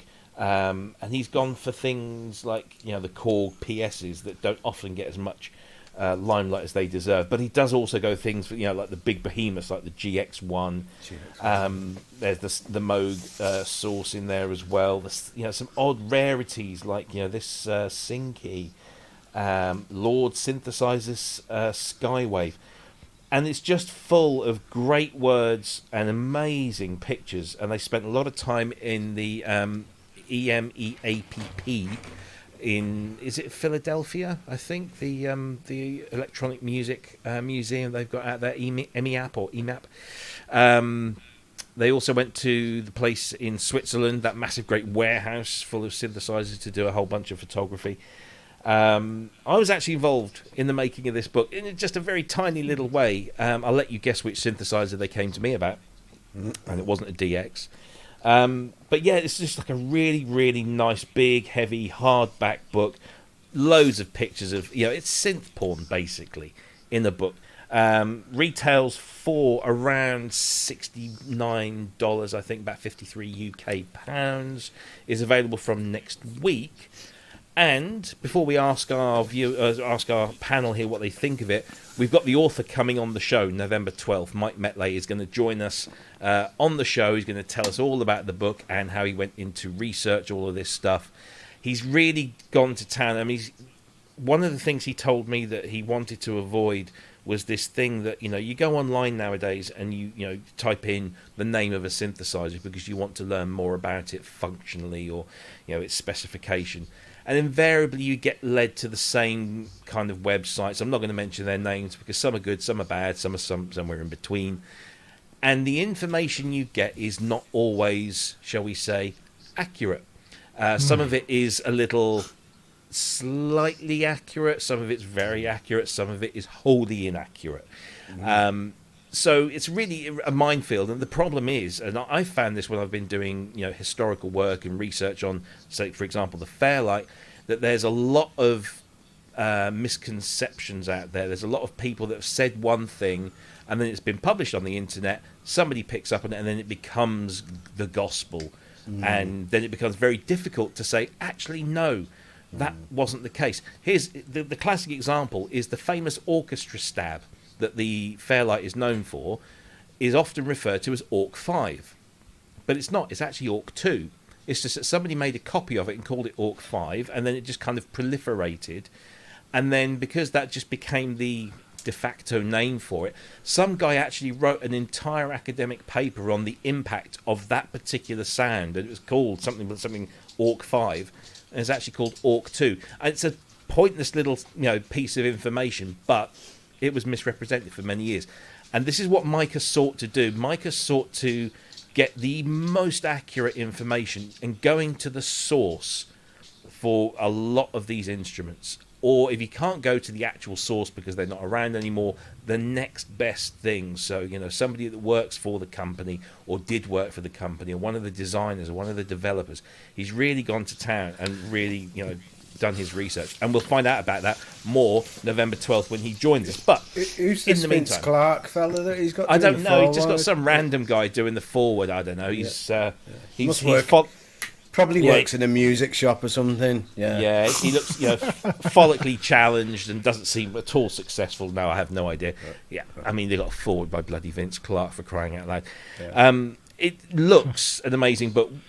A copy is incoming, hopefully soon, and we'll be able to have a look at that in more detail. But books about synthesizers, next best thing to actual synthesizers? Who's going to buy a copy of this? I think this makes a great Christmas present, because the synthesists were very difficult to buy for, because our partners can't afford the things that we want. You know, what do you want for Christmas? I want a Moog one. You can't have that. Okay, then. Well, I'll have this synth book that's going about then. Yeah. It's perfect, because you have that on your coffee table. You fancy a bit of synth porn. You know, it's there. It's convenient. Yeah. And like you say, factual information as well. It's nice to have something that you can actually rely on. You know that. You know that it's come from a good source. You know that you want to find out. You heard somewhere that the Mini Moog was 16 voice. You know, you've got to question that somewhere, and it's nice to go back to a reliable source. Yeah, I like your strategy. I'm going to ask for a Schmidt, and then when I get declined, I'm going to ask for a Hydrasynth Deluxe. There you go. It's like 1/10 of the price. Yeah. But 65 quid is a much more reasonable present, isn't it? You know. Yeah. What's up? My wife came in today. She came in the office today, and she said, "Hey, you know those jeans that I bought from? I think it was from a charity shop. Looked like they'd been worn once, and cost her £7." She said, "They're actually £70 in the shop. Look how much money I saved you." I said, "No, you didn't save me any money. You still cost me £7. Just didn't cost me 70 quid." But yeah, that's it. You know, so that's what you ask for, the expensive synthesizer, and you're going to get turned down. And the Hydrasynth Deluxe all of a sudden looks very, very agreeable. Do you like a good synthesizer book, Kent? I do, but I think I might have spoilt the broth a bit with this one. Because remember I said at the beginning of the show about, if you looked up the word twat. There was a thread on Facebook last night. I think it was about 2:30 in the morning, something like that. And I'm bleary-eyed going doing the usual thing. And there was this book. And I went, oh, this looks interesting and everything. And there was a couple of little photos of some of the pages and everything. I was going, oh, yeah. So I scrolled down to the bottom where loads of people were talking about it and everything like that. And I just put in flippantly, as you do, like you do at 2:30 in the morning. I went, oh, fantastic! Look at that! Somebody's written a book about my downstairs toilet. I got that. I saw that. Yeah, yeah. Not knowing that it was the author's Facebook post. That's okay. Don't worry. I'll speak to Mike. I'll tell him. Straighten it out. I'll straighten that out. Yeah. And also ask him if he was looking for the truth. How come he didn't come to see me? Well, yeah. I know they had a fairly tight deadline with this one. I'm not making excuses for him, but when he approached me for some assistance, it was like, I need these things, and I need them yesterday. And I was like, all right, okay, can you give me some time? He said, no, I cannot give you any time, but can you please get me this stuff? And we managed to get it sorted out over a weekend, so it was all was good, and I'm really looking forward to seeing how that part all came together. Yes, it was the Fairlight, so it looks like a really great book. Chris, do you want this in your Christmas stocking this year? Oh, of course. And in a strange coincidence, so right as we were talking about this, I get the notification on my computer screen that my wife has texted. Well, this is interesting. It just says, look at this. So I go and I pull up my my Messenger app, and so what was it last night? No, night before. We're sitting on the couch, and for whatever reason, I don't know why she's thinking about this. She's like, I used to have a little keyboard at home when I was growing up, and she was trying to ask me, it was about this big, what kind of stuff was out? And I was like, I don't know, like the old Casio or stuff like that. And so we were looking at pictures online of these different synthesizers, like plastic little kid things. And so she got something that she thought it might have been. I think it was one of the Yamaha things that was like red. And so I guess her mom just found it. And so it came over right as we were talking about all this stuff, wives and synthesizers.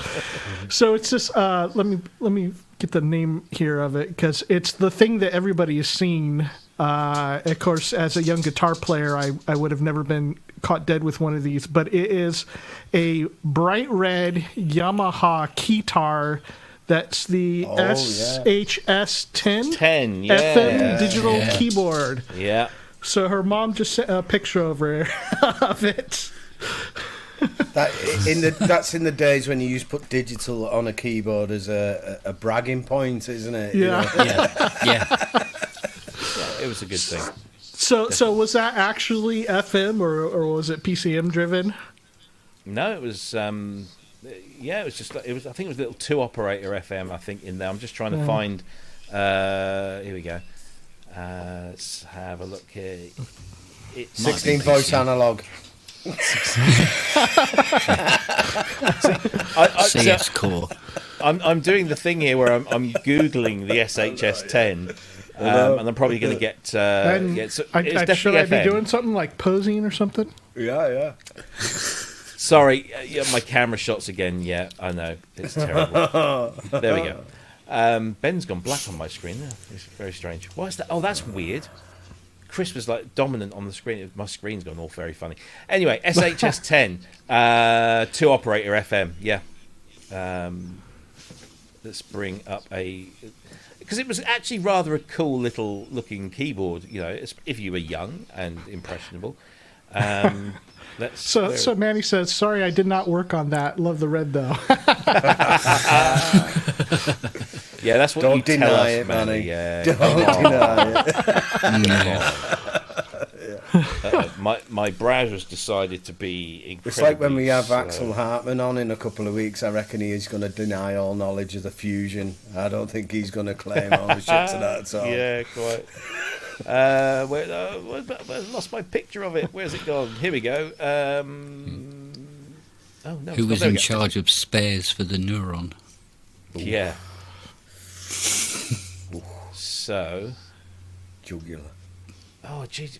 My browser's just gone really, really weird, and it's doing lots of very strange things here. So hopefully we're not. Here we go. Add to the stream. Come on. Robbie, while you're doing that, can you know that little? Do a little song and dance. You know that Yeah. little thing, the Morphe thing that you've got on the side of that Polybrew. Can't really. Is that licensed technology from? No, I know what you're going to say. It's not. Right. So it's like a copy of it. No. Oh right. No. Okay. So you're referring to the. The expressive Touche. thing. Yeah, that's it. Yeah. It's not it's nothing like the Touche. Oh, right. Okay. The Touche is this kind of this physical thing that kind of moves in different directions and it's kind of sprung and it has a touch sensitive surface. But this is basically an XYZ axis control. So you have the surface is a touch capacitive touch surface. A bit like an XY pad on, say, a Chaos or a Korg Z1, that kind of thing. Yeah.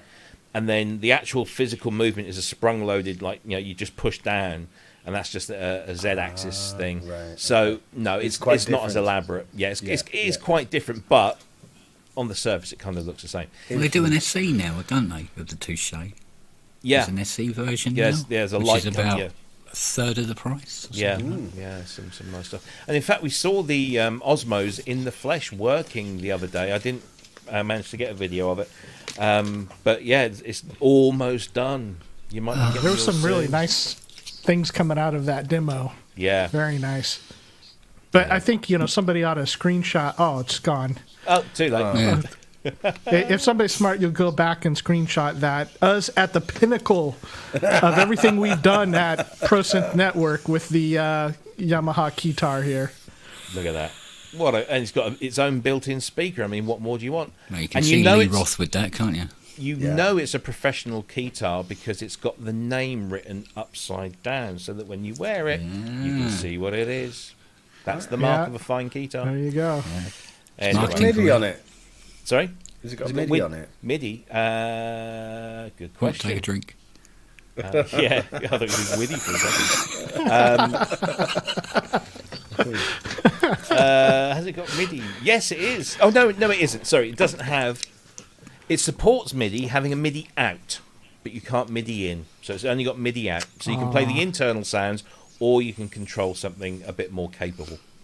Oh, yeah. Allegedly. That's what I wanted it for, yeah. I'm going to get one. I still have my in-laws' other little Yamaha keyboard in the closet. That's the card reader one. Oh I can't gosh, remember. yeah. I showed it to you. I can't remember what it's Yeah. called, but it's got you slide the big cards in there, and That's it'll it, yeah. give you Yeah. the accompaniment. I must admit, Yamaha had some really great ideas when it came to sort of putting patches into their machines. They had those magnetic strips, didn't they, on the GS 1 and 2. It exhausted them though, didn't it? About 1990. They haven't really done much since. No, quite. Indeed. Talking of old synthesizers that family members who we didn't expect to have, my grandma used to have one of these. And the reason I've got this so readily available is because they've relaunched it again, but this time endorsed by the late great. Somebody did ask how they got that endorsement. Oh yeah. We have the With a Bowie Ouija board, Stylophone. Yeah. So yes, they've re-released this now. So it's exactly the same as this one here, except it's all white and it has the Bowie kind of chrome effect logo on the right-hand side. But other than that, it's a regular battery-powered Stylophone, just like the original. Although these new ones have an MP3 socket on them, so you can feed audio through that wonderful speaker, as well as take audio out. Yeah, it's amazing. But I was tuning it up to it still has that little tuning knob on the underside just there. Oh, yeah. True analog synthesizer. I think this is probably my first ever analog synthesizer. There you go. So yeah, the Bowie Stylophone, $29.95, or you pay a little bit more, you can get one with a case. Whoopee. I left mine on a bus. Probably the best place for it. I used to love it. I used to love that. Well, see, my gran had one, and I have no idea why she bought it, and she kept it in the drawer on her sideboard, and I found it one day and took it out and was fascinated playing with it. Do you remember it used to come in a box with Rolf Harris on the front, which is really not to be done. That's different now, isn't it? Yeah. Very different, yeah. Can you guess what I did yet? Yeah, can you see what it is yet, little boy? Two little boys. Yeah. Oh, let's not go there. I was That's also a big Gary song now. Glitter fan, yeah. So But yeah, is my she used to tell me off and grab it off me and put it back in the drawer. Wasn't to touch it. Or Rolf Harris. Maybe she knew something I didn't. Normally the other way round, isn't it? Yes, quite. But for some reason I don't know why she bought it, and it is a really, really annoying sound. Or you can go. I had to clean all the contacts. It was all very scratchy. Actually, the lower tones are quite nice. Yeah, so there you I go. always wanted the big one. I always wanted the big one. We were talking about that before we came on air, weren't we? The big, was it the one that came out a few years ago? No, it came out the same. It came out the same time as the original style. Yes, there it was. It was a big, massive one. bugger. That's we had two right. styluses. Yeah. Ah, yeah. So you could. wow. Get Of course, Ty had one. Of course, he did. Yeah.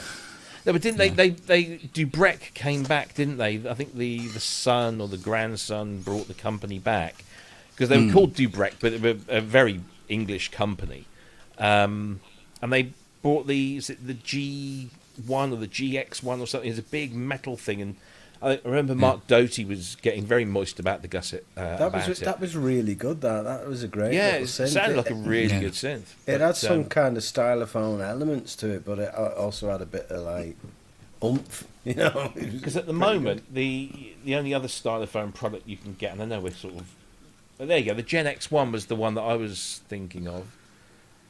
Oh no, sorry. The Gen X1 is this expanded one with the controls, so it looks like an original stylophone, but isn't. But there was another one, and they don't seem to have it here because the S1 is what we've just had.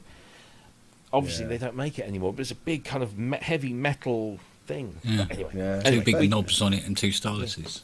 They're either going to be worth digress. about like £4 or like £6,000.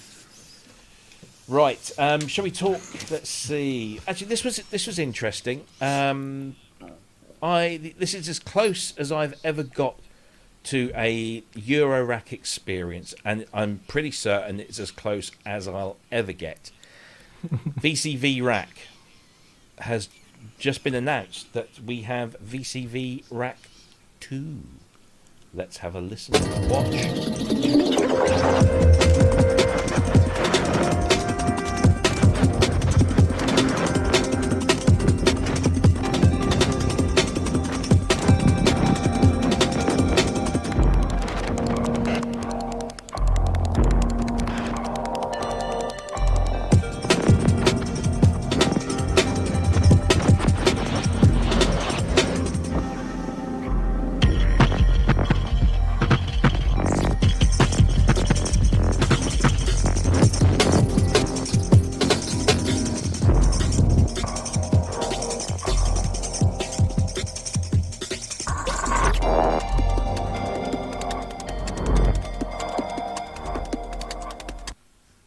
There you go.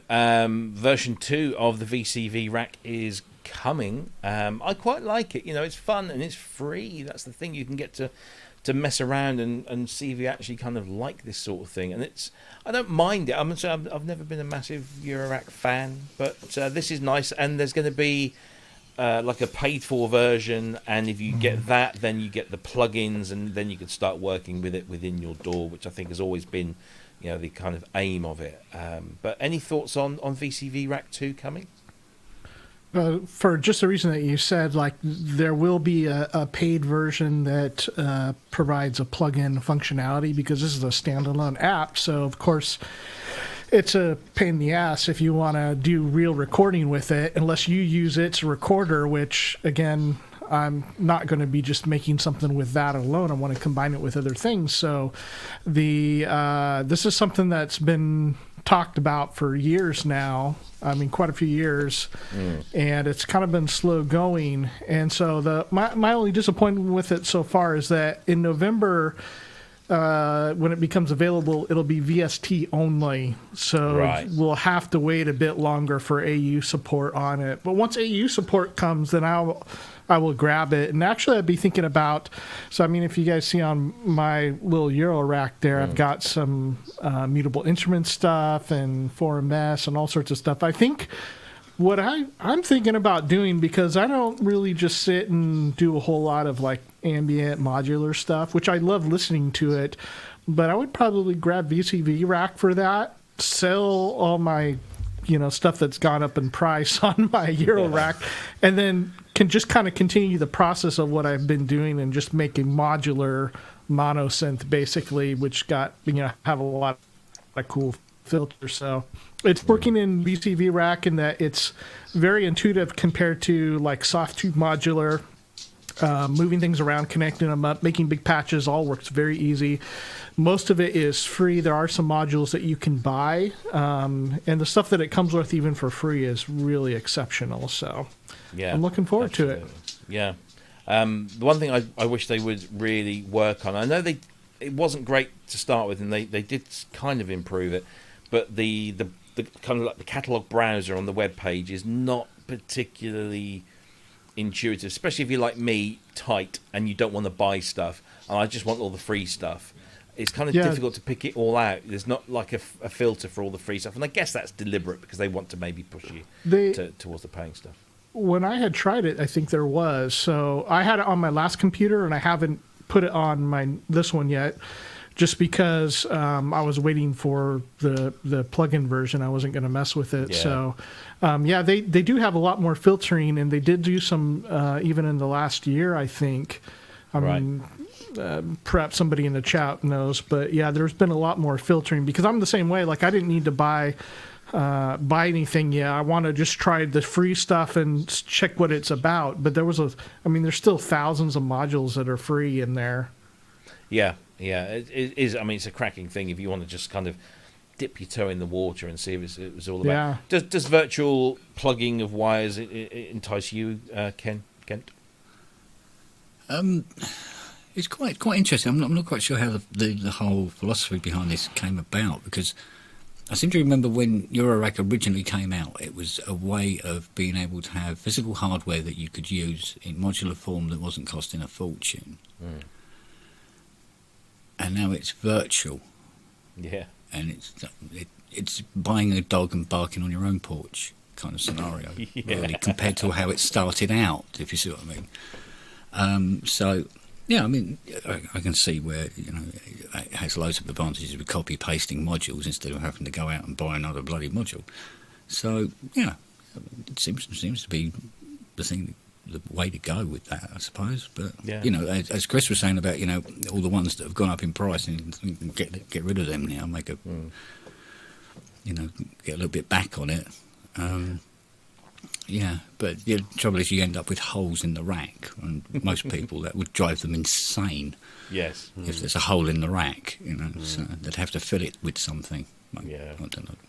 Look at the toilet size rolls. of that daddy longlegs that's flirting around behind you, You've Kent. been invaded. You have been invited. Yeah, do you know what? Swatting them in. There's a house spider over out on the landing. He's clearly not doing his bloody job. No, that's terrible, isn't it? Because that should have been sucked dry by now. Have a word. But clearly not. Yeah. I'm going to have a word with him later. Ben, do you dabble with VCV Rack at all? I haven't at all. You know, I keep forgetting about it. It's kind of, the whole thing doesn't really get me. I think I'm interested in the idea of creating interesting sequences, you know, like with the sequencers driving different modules for different parts of the sequence and stuff. But I can do that on OBE, so I don't know. I know it's free, but I'd need it as a plugin. It's no use to me standalone anyway, so I'd have to go the investment route and have it as a plugin. But I don't know. I probably it might be the kind of thing where I try it and I never use anything else ever again. But at the minute, I'm quite happy in the software. Yeah. That I've got. You know. Yeah. So I don't know. It's not really for me at the moment. All I've ever really used it for is just kind of like trying things out that you can't do in other places. After we spoke to David Bessel, and he was talking about how he did physical modelling with delay lines and these kind of oscillators, I started to kind of put together something. Didn't really work that well, but yeah, it was an interesting thing because you don't have to pay anything for a lot of it. You're not out of pocket for doing so. So good fun. And it, you know, it's got all the mutable instruments, or not all, but most of the mutable instrument stuff in there. So if you're looking at any of those modules, I mean, that's where I played some of that stuff first, and obviously I like them. So, you know, like as Ben was talking about sequencing, I mean, you could use what the equivalent of mutables marbles for sequencing within there, and go some different places you wouldn't with a traditional sequencer. Yeah, and it's almost like a try before you buy place, isn't it? You know, even if you have got, you know, lots and lots of modular, if you want to try something to get a feel for what it does, yeah, you know, it's what a great way to do it. I think maybe that's. Also to be able to do more complex setups than you have, because I mean, if you start stringing together a sequencer, you know, an oscillator, all these, you know, different modules together for one single voice, you can do that as much as your computer it will allow you to, and have a very complex patch. I mean, I was able to do stuff even on my old computer that was far more complex than what I can do on my little tip-top case there. Yeah. How did it compare sonically though? Is it the same? No, it sounds good. So things like some of the mutable instruments, like plats or braids, are digital modules. So the digital oscillators. So the code is open source, and so that's how they got the code for those to put it in there. So those will sound, I mean, pretty much identical with the converters might. Yeah. In some very minute way change the sound of that, but yeah, it's going to be the same. And there's even some analog modeling of filter stuff like ripples, so that's an actual analog module, but they've modeled it into there. And I think the results were quite good. Again, you're making for the type of music you can make with it. I don't think it's as I wouldn't say it's quite as critical to get every last nuance out of it, but I thought they've done a good job with it. Yeah. And there's also some was already mentioned there. I think Synthient mentioned it. MyRack for iOS, which was kind of a fork off of that whole project. Yeah. The VCV thing has, I think, it's really Andrew Belt's project. It's not like as much a community project as he controls it all. So this is kind of a fork off of that. And if you want to try it on your iPad, so you're using your fingers on it, then you can try that one as well. Yeah, no, it's very interesting stuff, and it's free, and look forward to version 2 coming out. But staying in the realms of modular, and particularly Eurorack, I think this was probably the most exciting Eurorack news to come out, and that is Buchla and Tip Top Audio combining to bring out the 200 series in Eurorack format. So, like all of these, and I will not profess to being in any way that knowledgeable about Eurorack, let alone Buchla, but you've got all of these modules, so the 258T, the 292T, 257, the 266, the 281, and so on and so forth. You get the idea. And as you can see in the video screen grab there, it fits very nicely into one of the tip-top cases. So you can basically now have Buchla in Eurorack. That's a tip-top case. It's a tip-top case. I thought it was a Behringer case, that. No, it's just like the one I have. I'm joking. For a second, I thought, and then I realised it was Ben. Sorry. Yeah. No, it's very true. But yeah, I mean, so first of all, Buchla in Eurorack kind of makes sense, and it's official. It's an official partnership going on, and hopefully we'll introduce a lot more people into the Buchla thing. Somebody said, would this potentially kind of blur those kind of, because there is an east-west divide, isn't there? Between the East Coast modular and the West Coast modular, and would this now kind of just blur those lines out of the way and just let people actually experiment with this stuff? I mean, the prices look very reasonable, although I'm not an expert. But I mean, for example, the dual oscillator model is around $160 to $200, which I guess is kind of reasonable for an oscillator of this kind of quality. Yeah, I mean, it's on par with other Eurorack oscillators for sure. And then to consider that it's Buchla, it's really cheap for Buchla. Yeah, exactly. Yeah. The quad function generator between 170 and 210. Most of the prices are to be determined. But, I mean, this does nothing for me. I have no interest in this whatsoever. I shall not be going out and buying this or listening to anything that's made with it, really. However, because you know what it's going to be. It's going to be bleepy bloopy. Yeah, it's going to be bleepy bloopy bollocks. And I'm not really interested. It sounds really good, though. Does it? Did you listen to it? Does it? Yeah. Does it? Yeah, I thought Is it in that video? Shall we listen? Yeah, no. Shall we listen to some bleeps and bloops? There's some like real mad formant stuff going on in that. It sounds Buchla great. analog modular synthesizer have been around with us since. Oh look!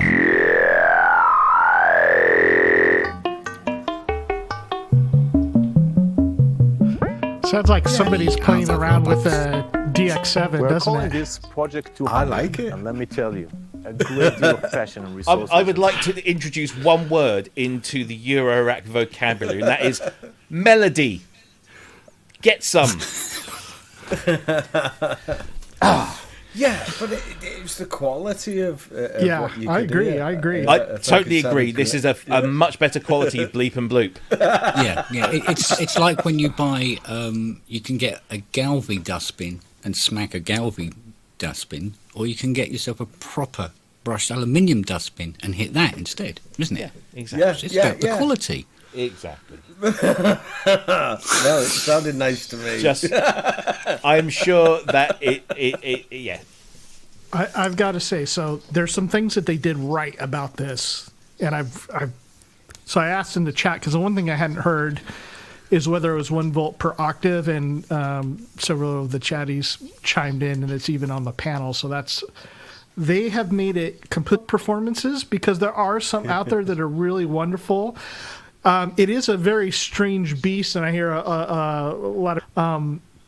One of the things that I've done is that our friend Robert Native VS, who we're happy that he's working, but we're not happy that he's not here. So he dips in at the beginning and then has to go. Yeah, we're glad that he's working. So he got a Buchla unit, or I can't remember if it was a clone or an original, but he was doing some music with it, and so some like sequence stuff, and that kind of stoked my curiosity because it was something that was a little more appealing to me. It sounded like music, right? Yeah. So I went into V Collection, and V Collection, there's a Buchla easel. That's true. And so you're sitting, you're looking at it like, well, how the hell does this thing work? Because this is kind of crazy. So with the resources that we have today, I mean, I just went, I watched a couple of videos on how Buchla works.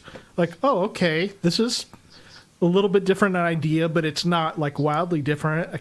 You know, if you're used to programming synthesizers, you'll understand it. And then I started making patches on the Buchla easel within V Collection. And it's wonderful because I would not have had that opportunity because Buchla stuff has been so outrageously expensive that my opportunity to get into it, I would not have put out thousands of dollars to try it. So, you know, with V Collection, that's made it a lot easier so that when these come out, man, that's something I'm going to be thinking about because I think Ben was right. Like, not only does it do Buchla, but in Eurorack format, which I can use all my other modules with, but it sounds good too. Yeah. Well, I mean, I'm going to have to... What's that funny noise? Oh, it's the sound of Don Buchla turning in his grave. Honestly, the one thing I know for sure Don was not into was any form of conformity. Yeah. So these modules are, we can understand why they're happening, but I think if Don had still been around, I don't think it would have been a thing somehow, because it was always about being, different. It's about being Don. Yeah. Buchla being Buchla. Yeah. But it's good. It's good. And this is Nonetheless. where like a lot of people can be made happy though, because I think same thing with Mr. Roland, where he didn't want to go back and revisit any of those old designs, and now we're starting to see some old designs, even if it's in the form of Waza Boss pedals. Like, at least we're seeing some of that stuff come back that everybody loved, like the Dimension C. So, at this point, like I totally understand that and what he is about, but I'd rather that people actually be able to experience his creations and his inspiring works of art than have it be just this closed system that only rich people get to play with. No, I totally get that, because I mean, we had one of the first 200Es to come into the UK, and it was rushed. Right, knobs were scraping on front panel and all this sort of thing, and it came with one piece of A4, which didn't tell you how it worked. It just said, get on with it. And they are weird machines. Very, very, very, very, very odd machines. Everything about them is to be not like anything else, deliberately. Yeah. And they weren't really designed to work with other machines, with only other Buchlas. And this is obviously going to be much, much, much better. But it's not really what Buchla used to be about, if you understand what I mean. Not that that's important anymore. It's actually good that it's blending in. And those prices, they're not Buchla prices at all. No. That's competitive prices. One thing, Buchla never bothered about before.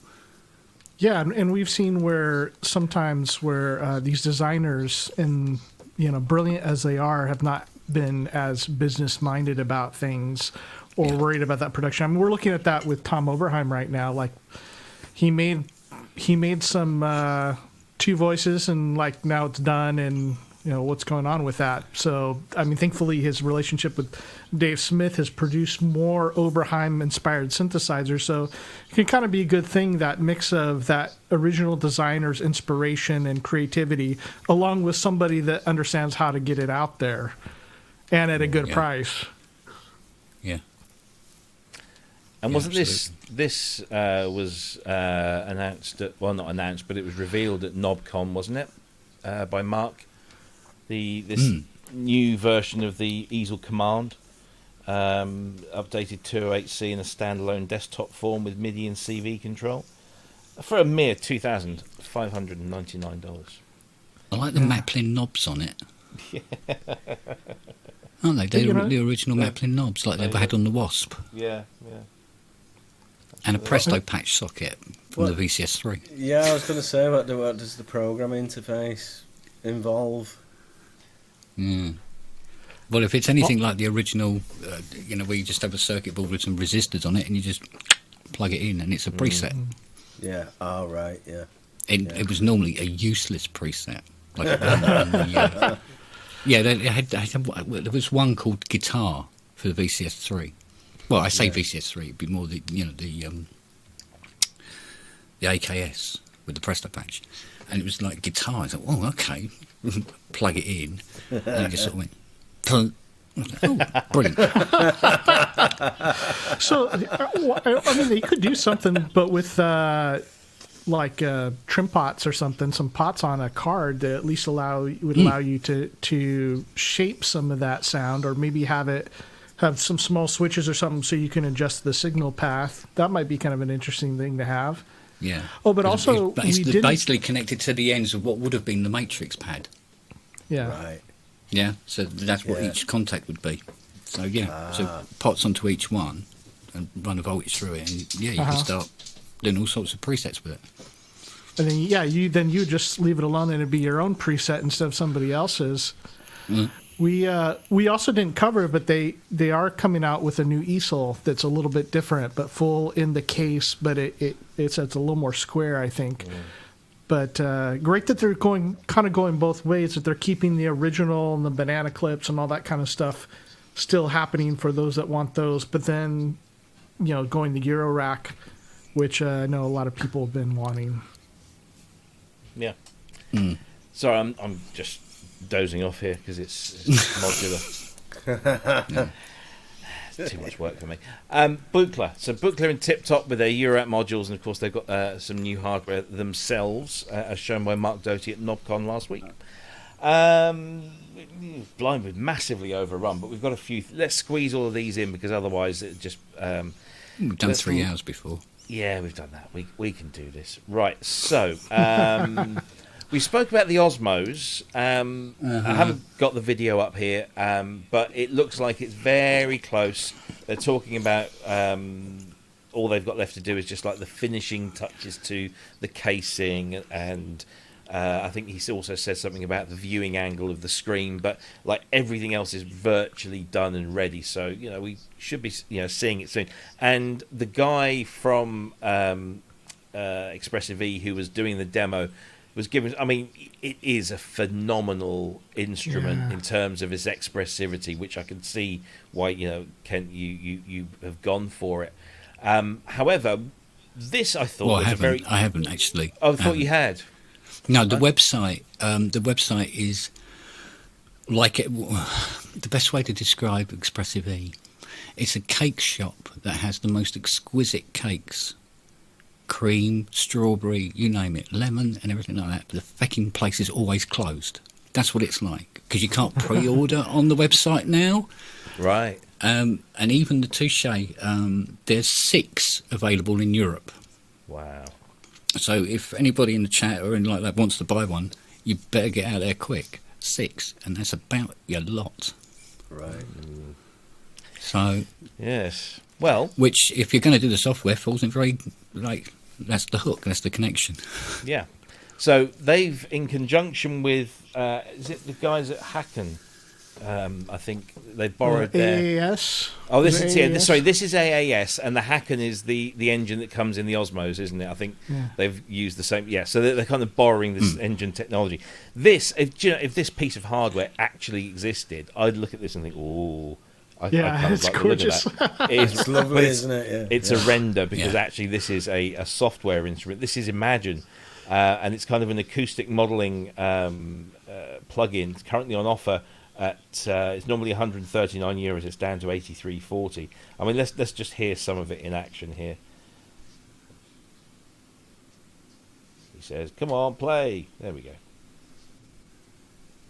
Not going to make any noise now, is it? Just one of those long silent introductions. There we go.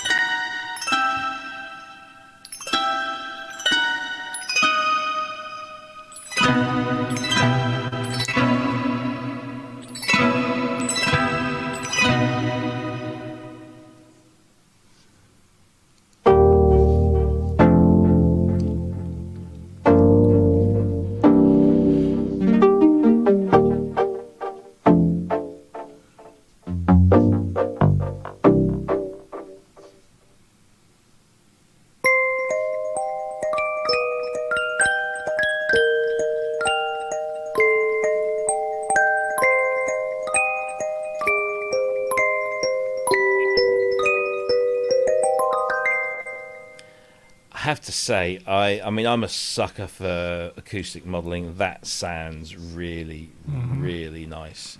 And I think if you marry that up to the right controller, whether it's an Osmos or something else, yeah, it just sounds amazing. I really like that. Thoughts on that one, guys? Any? I really liked it. Yeah, I thought the ability to combine these different playing styles with different things. You were listening to the demo and it was like, hang on, is that or is it that? You couldn't quite make out. It did genuinely feel like something new, a new sound. We've had this kind of thing before. The V-Synth can do something like this, but I don't know. It's just, I think they've done a brilliant job here. It's you can like take like a playing style and put it with, if I've got it right, like a kind of like a pluck or whatever, but put it with what's usually associated as a hit instrument, and get all these like new tones, and like having like on basses and stuff to get like a new level of attack that you don't seem to have heard before. I was listening to the demo and I thought I could use that sound, and it was getting me really excited, and I was wishing that I hadn't messed up so much with the Arturia thing, because I still have some money left to buy it. And yeah, I think it's one of the best things that we've talked about tonight. This Really? Yeah. We've saved it to last. Yeah. Yeah. No, it does sound really, and it's that level of expression, and it's something that I've always loved about acoustic modelling, is that combination of elements that don't necessarily come off in the real world. Like plucking a string down the resonance chamber of a clarinet. You just can't really do that. But with this, you can mix it and match it and come up with stuff that's never been heard before, and that's always nice. Yeah. And not only that, but having two layers to do that with. Ben was saying. So like you get the combination of, it's kind of this and kind of that, like Robbie said, but then able to layer them, like Ben said, like to make this unique combination of sound that's amazing. Yeah, I liked it so much I bought it. So I got it. I had a quick playthrough. Like I said, I've been really busy and I've been trying to get this demo song done. So I haven't had time to experiment or program it, but was really impressed with what I've heard so far. Yeah, it certainly looks the dog's leathery bits. Will you be buying this one? I bought it on the strength of that video. Wow. And fortunately, because it's got the MPE, I can use the dashboard software for the Rolly to set up the 5D controls. But at the same junction, with the particular sounds that they're using, where they're using the touche with it, and the amount of things you were able to do with it, which is why it got me on to trying to find somewhere in the UK that had a touche. Right. Turns out there's, I think, none. But it's 6 in Europe. Yeah. And so it's that, go down that road again. So. Yeah, I got to say the same thing. Somebody ended and said they might be able to find me one. So let's see. Yeah, it got me seriously thinking about the touche after that as well. Yeah. It seemed like to me like it was just going to be a bit. I don't know. I wanted the control from the keyboard, which is why I shied away from even really considering the touche. And again, Ty said to me, like, well, you're an idiot. You should go and get one. I went, I don't know about that. But after seeing that video, I get it now. Yeah. And it means I don't have to fight the Rolly. And then when I do finally get the opportunity to even pre-order an Osmos, I will. And then I'll have the collection, and then I'll be happy, apparently. Okay, all right. Not true. Yeah, all right. No, it won't. No. That looks really. I am tempted by it, and the only thing that's kind of really held me back is that I don't really have anything like a touche or a Rolly or something that's MPE capable to kind of really get the most out of it. Because I think I would be frustrated. It still sounds really awesome. I mean, I just played it with my Cobalt keyboard, so limited to the joystick and the aftertouch, and it still was awesome. I'll have to try it with my Syncel Morph, because that will do full MPE on it, and that just kind of reminded me I do need to get that out and try it, but again when I have a little more time. But even so, if you don't have anything, still highly recommended, because it plays from an aftertouch keyboard really wonderfully and sounds amazing. Well, even if you haven't, even like with the Complete Control Mark II that they were using in the video, you can assign to the wheels and stuff like that, so you can still get some level of control at least immediately. Yeah. No, it looks good. I like that. I do like a bit of physical modelling. Right, let's skim through the next sort of 3 or 4. They are kind of very light touch. So I think I'm the only person here with an Uno Synth Pro so far. So if you are an Uno Synth Pro owner, like I am, then we now have the Uno Synth Pro editor at last. Hallelujah. Not that you desperately need it, but it's just a really useful thing to have, to be able to see everything on one screen, to use it as a plugin, to use it as an editor and librarian.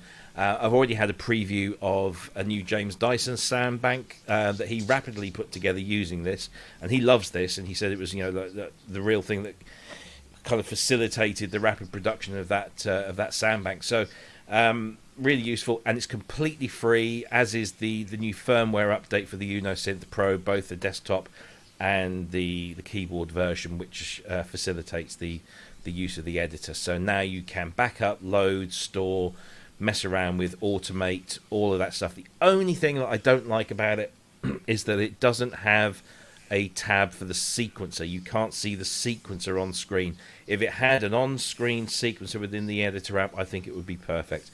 But I can't complain. It's free of charge, and hopefully there'll be an update. So that is out. So if you are an Uno Synth Pro owner, go to your account.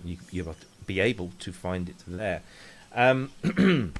Excuse me. There's a couple of new software reverbs that have come out in the last few days. The first one that I come to will be this one that Cryss recommended. This is the Micro Digital Reverberator by Korneff, and it supposedly is based on is it the micro and the MIDI verbs from Alesis? Is that right? Yeah, I think it's the if I recall, Microverb 1 and MIDI Verb 2. Right. Okay. So let's see what this sounds like. Nope. Micro Digital Reverberator. Now, I'm known to be the king of complexity. I love knobs and buttons and switches and dials on everything, but not everything needs to be complex. When I start looking at gear, I love to find things that are tweakable, that have tons of options, and things that I can fine-tune and make my own. But the other prerequisite is that it needs to have a vibe. It needs to have a certain sound or a character that defines the piece of gear. And that brings us to our newest plugin. The MDR has 2 separate machines built into it. There is machine 1, which has 16 presets, and machine 2, which has 55 different presets in it. They are simple in the terms of there aren't really any settings for them. They're all presets. If you wanted to change the reverb time, not going to happen. Just find another preset that works for you. And that's kind of the magic and the beauty about this unit. Okay, let's see if we can get some audio examples. Now you can either turn this dial here to change the preset, down here. I don't think really there is. But anyway, Cryss, you've got this. Tell us a little bit about this and your experience with it. Just like we were talking about earlier, like show us, get us hooked into what you're selling with the sound first. But I've just found one. Let me just quickly play this. It doesn't. Yeah. Yeah. There you go.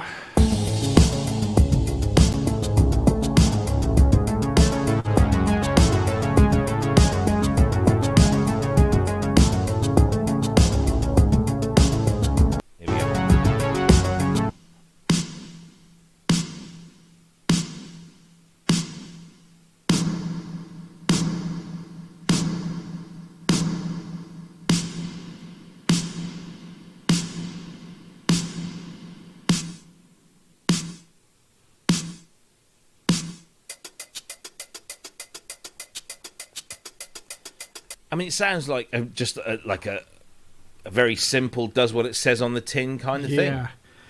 Yeah. And so if you've had some of the old Alesis units, I still have a Picoverb, I think it is. I have to look at it. It's been a while. But, and then back in the 90s, before I was born as a millennial, before then, I had quadriverbs. And so, like, if you're kind of used to the Alesis sound, it's got its own character. So for me, like, this is not like a really great reverb, like that you're thinking some old Lexicon or Bricasti. Like, this is not that. But if you like the sound, it's very nostalgic. And the intro price on it, I think it was like $19.99. Yeah. So I got the demo. I think I'll probably snag it. It is pretty cheap. But yeah, those old microverbs and midi verbs and quadriverbs and all that kind of stuff were great. It definitely takes you back to the 90s. Yeah, for sure. I mean, we've had so many reverb and delay plugins just lately. Yeah. It just seems like we're swamped with them.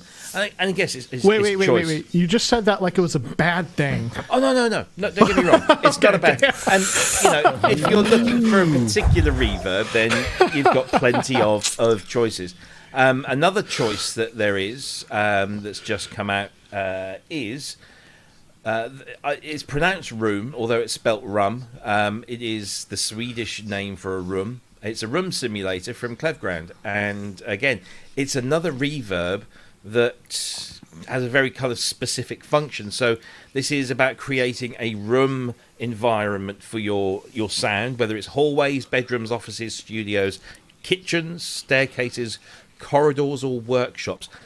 I don't know how musical this is. Maybe this is more... Maybe if you're producing work for radio or audio where you're looking to simulate an environment, your actors are supposed to be in a kitchen, well then let's put their vocals through the kitchen part of this. I'm not entirely sure how useful this might be, but does anybody have any alternative opinions? I thought it sounded nice. Like, I'm not really into like super realistic room sounds. So I kind of tend towards like the algorithmic fake spaces like Lexicon. But the musical examples that they had on their website were good. Like especially if you're recording in a place where or with virtual instruments that don't really have their own space. And this is kind of what Dom was getting at with Incinerator. Like how can you make it feel like it's somewhere? And so I thought that they're in their music examples, like especially ones that are more transient. Like some of the examples were like kind of like smoother synthy stuff, and it didn't really do much for that. But if you're playing an acoustic guitar or like a plucky synth sound or something, it really felt like, oh, there's now the musicians are in a small room together, a bedroom playing or whatever. Yeah. It has its uses, absolutely. Guys, any other opinions on that one? No. I only use quadriverb. Oh, sorry, Ben. No, I was just saying, rooms, I don't tend to use them that much. I tend to be like plates and things like that, It's so I can't see me getting much use out of it personally. But going back to the other thing, the Alesis the emulation. Yeah, I never. My musical career early on, my career's been in reverse really. When I started off, I got successful really quick, and then I've spent the rest of my life having no success. And what do you mean? You're on here. But like, I went from using all these fantastic reverb machines like Lexicons and Rev 1s and what have you, to having like very little funding and trying to recreate those effects on cheap gear. And one of the ways of doing that was the Alesis like quadriverbs and things like that. I think the microverb was the first one, the microverb, a little desktop unit. Yeah. And I remember this sounded awful. It was like whatever signal you put into it, there was like this lo-fi explosion after it. So like snare drum, you go, after it. Vocal, hello. It didn't seem to relate at all to the sound that you put into it. Well, you got to turn the input gain down there. I know that. Like, it was really poor. So I don't know. I don't know if I want that. I don't know if I want that sound now. You know what I mean? I want to get back to the posh stuff that I had at first. that's what I want to listen to. Well, I must admit, for about nearly 30 years now, I was using a quadriverb on the CS80. Oh, right. Yeah. With a patch that I wrote specifically for it, and it emulated the 480XL lexicon. Right. And I got away with it for years. Mm-hmm. So it does have a very particular sound, like Chris says. You know, when you hear an Alesis reverb, you go, yeah, that's an Alesis reverb, because you can tell, because it's got that.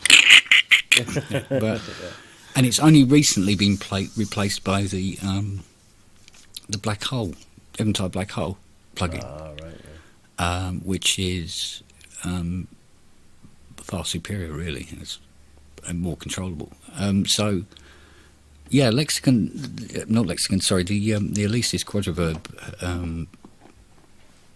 I cut my teeth on it. It's, it's been the girl. It's the one you get if you can't afford the quadriverb, otherwise you get the microverb 2 or whatever it was. Yeah. And because the reverbs on that were, I found quite horrible. Yeah. But I was using synths with long pads and stuff like that, and it really wasn't designed for that. It was more to stick on a drum machine. That was the first time I discovered frozen reverb. That I think we were in a little studio and somebody froze the reverb, and we turned into 10cc after that. It was just like it was just this frozen reverb running straight through the entire track. It sounded great though. Yeah, it sounded really good. Best use of frozen reverb was Running Up That Hill by Kate Bush. That bit at the beginning, that kind of choiry sound is a frozen from a Fairlight. It's just gorgeous. A great effect, that, isn't it? Okay, so there you go. Got a couple of nice little, very low cost reverbs. Room from Klevgrand, and I forget the other one because I've closed the tab now. But hey, Korneff. Korneff, that's it. Yeah, I forget the name of the actual product though. What was it called? Digital reverb. That's it, micro digital reverb. There we go. See, we've gone over the 3 hour mark. My brain is now going to mush. It's the end of the week. This one wasn't on the list, but Sasquatch has asked me to throw this up there. But we have talked about this. This is the RK-008 from RetroKits, and it is this little thing down at the bottom here that looks like a pocket calculator, and it's basically a multi-track MIDI recorder.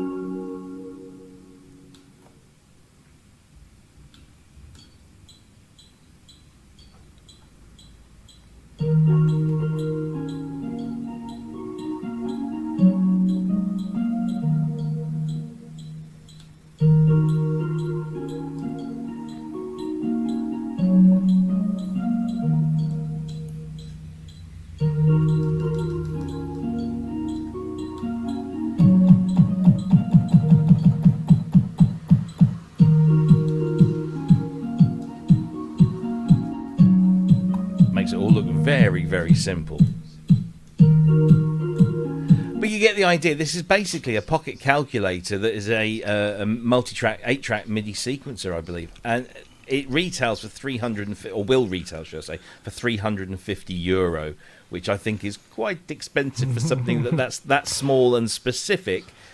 But I really want one of these, but I'm not going to buy one because it's just too much money. I can do this in many different ways.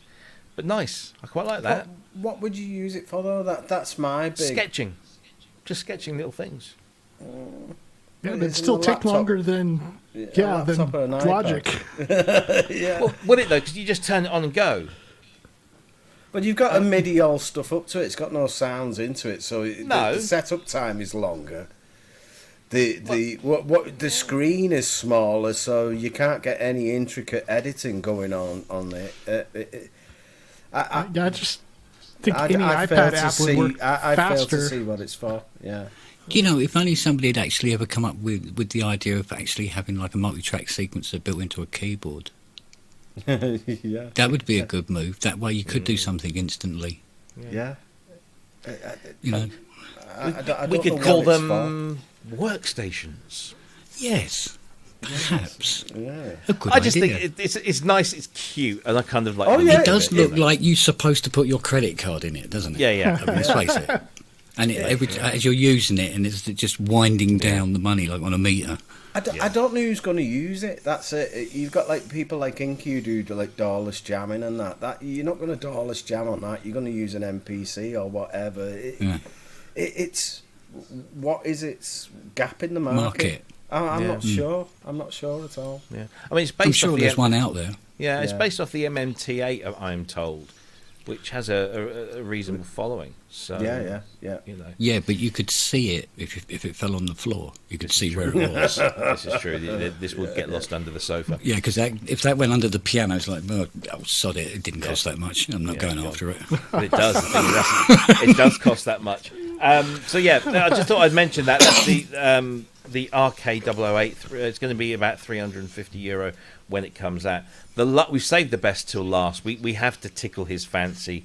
We have to give him something that's kind of guitar based. And so, but this is a guitar synthesizer, no less.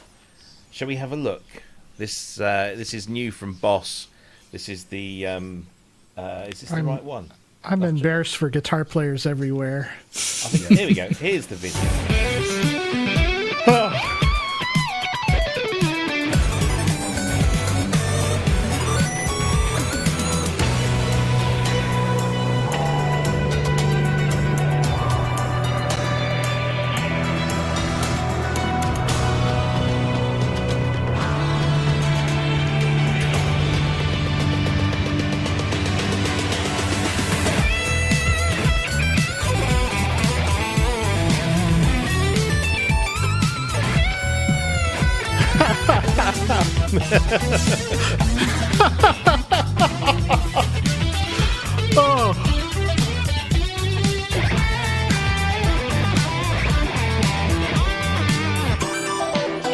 My goodness.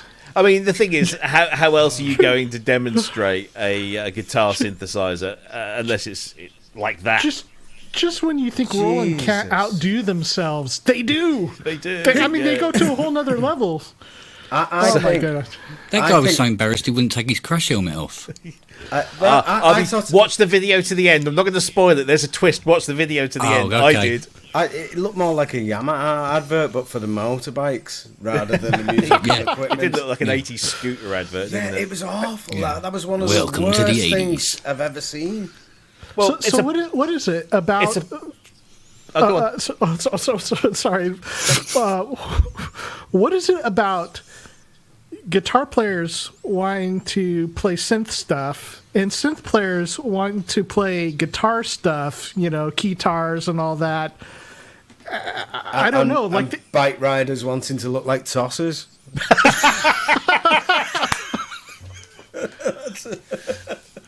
Do keyboardists want to do guitar work? Really? Seriously, 20 years ago, maybe, but when I saw the SH101 slung over somebody's shoulder, I thought, that's it, that's what I wanted, because I can be a keyboard player, but I can also be like the guitarist, like the cool guy out the front. Oh, no, I don't want to do that, but I often try and recreate guitars in my music. I don't do it very well, but... Jan Hammer. Yeah, it is one of the ones. No, I was quite happy. No, I like being the keyboardist at the back. I don't want to be the guy at the front. He's the guy that dies naked with his trousers around his ankles, covered in sick in a toilet. Yeah. I don't want to be him. I want to be the really old guy that used to play keyboards. That sounds more like the drummer than the guitar player. Yeah. He's in the next cubicle. he choked on somebody's vomit, somebody else's vomit. It exploded. I think about like the D50 plugin you get there, and there's all these like guitar presets in there, like rock guitar. Yeah. Well, this Tell us has about it. Tell us about it, 170. Robbie. It has 171 total sounds organised into 12 intuitive categories such as lead, pad, string, bell, organ, bass, dual, sweep, noise, SFX, sequence, and arpeggio. And it's allegedly, like zero latency. You just literally plug in the back, and away you go. It does everything for you out of the box. It just takes it from an audio source. Then Yeah. So you could put anything through it. It doesn't have to be a guitar. No. Yeah. Zero latency means it immediately sounds horrible. So that's it. There's no delay in it. There's no delay in it. No special pickup required. Play rich dynamic synth tones with any guitar or bass. 128 memories for saving and recalling those awful sounds. I mean, I don't know. I did try an interesting piece of software I downloaded a couple of weeks ago called Jam Origins MIDI Guitar 2, and I think version 3 is coming soon, but it's been out for a while. I just hadn't heard of it. And it is, instead of using a hex pickup on your guitar to trigger like real synthesizers, it converts audio signal to MIDI, and so it's a plugin that opens up, and I tried it in my DAW, and the tracking was pretty comparable to some of the hex pickups. It's probably better than the Roland hex pickups, but maybe not quite as good as the Fishman stuff. But it was, it's like $150 or something, and it just seemed like it was a little bit higher than I wanted to spend. But it's like I do all my keyboard stuff or all my synth stuff on keyboard, but there's some times when I'm composing where I just know the guitar so much better that I want to have to about it. Like when I have to sit and do math or make my fingers do things that they weren't meant to do, that I could just sit and I could create a horn part or something really quickly, or a string part, or all these kind of things like very quickly on the guitar, instead of sitting and worrying about playing, and I'm going to just go and adjust MIDI later. And that's what I usually do, is like I sit and I practice it until I can get that part right, but then I'm losing the creative moment. I just want to get the idea down, and that's where like a guitar triggering synth is so nice. But I'm afraid we still don't have a perfect option for that yet. But maybe it was because I don't have the motorcycle helmet. Might be it. Do you think that I can understand how it can track pitch and follow it, but like how does it do polyphonic things? How does it work? Witchcraft. Yeah, that's pretty impressive. That even for something so badly poorly presented. I'm not that interested to find that, really. Yeah. I mean, it is odd, isn't it? How here we are, 2021, and we are still trying to flog that horse of trying to make a guitar play a synthesizer, or even vice versa. I mean, just let them be their own things, and that's it. That's true. It's been proven to not be a good thing. That's a very good point. Yeah. So, I think, it's always been a bit cheesy, isn't it? Yes. Yeah. Leave it alone. Has anybody actually really successfully done it? I mean, really made it work? No. I mean, there have been. God, I mean, in the 80s, there were so many different guitar controllers, weren't there? There was, I mean, obviously the Roland stuff, but then there was the what was it? That big thing, that big blue thing. Yeah, that was square. What's that called? That Steve Levine's got one. Stag? Is it the Stag? Something or other. I'm sure the chat room will jump in. What was the Syntax? What was that? Oh, there was a Syntax. Yeah, there was a Syntax. And wasn't there something by a company called Stag or something? And then, of course, there was the ARP. What was it? The Avatar? Avatar, yeah. Yeah, and then there was another one that they did that wasn't very sort of mass-produced. I think the Roland GK stuff was probably the most ubiquitous out of any of that. And then I think Casio had a go at it, and everyone's had a go, I think, at some point, and it just never takes off. And yet people still... I mean, to be fair, this pedal is probably the best implementation because it's zero latency and just does kind of make polyphonic synthesizer sounds without you having to worry about pickups and MIDI tracking and all that kind of stuff. Yeah, but it still sounds shit. They've blown it with the adverts, haven't they? That's the thing. Quite, now. yeah. Nobody's going to want that now. You never know. In the next few months, we might see some demos come out, and it might actually, oh, you know what, that doesn't sound too bad. And it has MIDI. really. It has MIDI connectivity, so I don't know whether that means you can connect it to any synth. I don't think so. I think it's for switching. Right. Yeah. Yeah. I'm not for certain on that, but I'd be guessing that most implementations on stuff like this is for patch switching and things like that. Controllers like continuous controllers and whatnot. Right. Gotcha. So it's not because I guess all the trickery is in the box, taking the audio and converting that into MIDI. So yeah, I think that the attraction to these things, I guess, for keyboardists and guitarists that want to kind of cross over is that you spent a long time on your primary instrument and you play it much better than a secondary instrument. And if you're doing performance, like, I just don't think it ever turns out as well to do it. But if you're doing it for songwriting, I think that's where it has real use.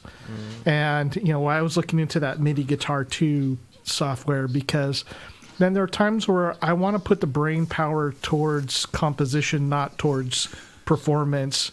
And I know I could do that with the guitar if I'm writing in that kind of a genre.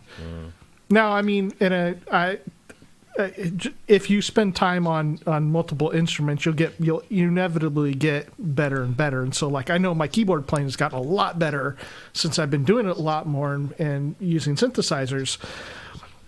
But there are times that, something like that this doesn't seem to be that. No. This does not seem to be that tool. This is for a guitar player who wants to make synthesizer sounds in his bedroom or on stage or whatever. Yeah. Besides, this isn't the most sort of like cringeworthy thing that it used to be. Before it used to be the most cringeworthy thing. It was doing the whole synth guitar bit. Now it's called MIDI packs. Yeah. Yeah, quite. So yeah, now I'm a songwriter. Yeah. So, no, mate. You're an arranger. You're a jigsaw maker. You're a copy paster. Yeah, indeed. I had this experience once where I was working somewhere and somebody was asking me about my hobby and my interest, and they said, "Oh, I made something at home. I'll bring it in and let you have a listen to it." So he brought this thing in, and as he's putting the cassette into the play, he said, "Yeah, I made this on my PlayStation using Music 2000." And that was just like just take your pick from a range of sequence blocks and drop them together.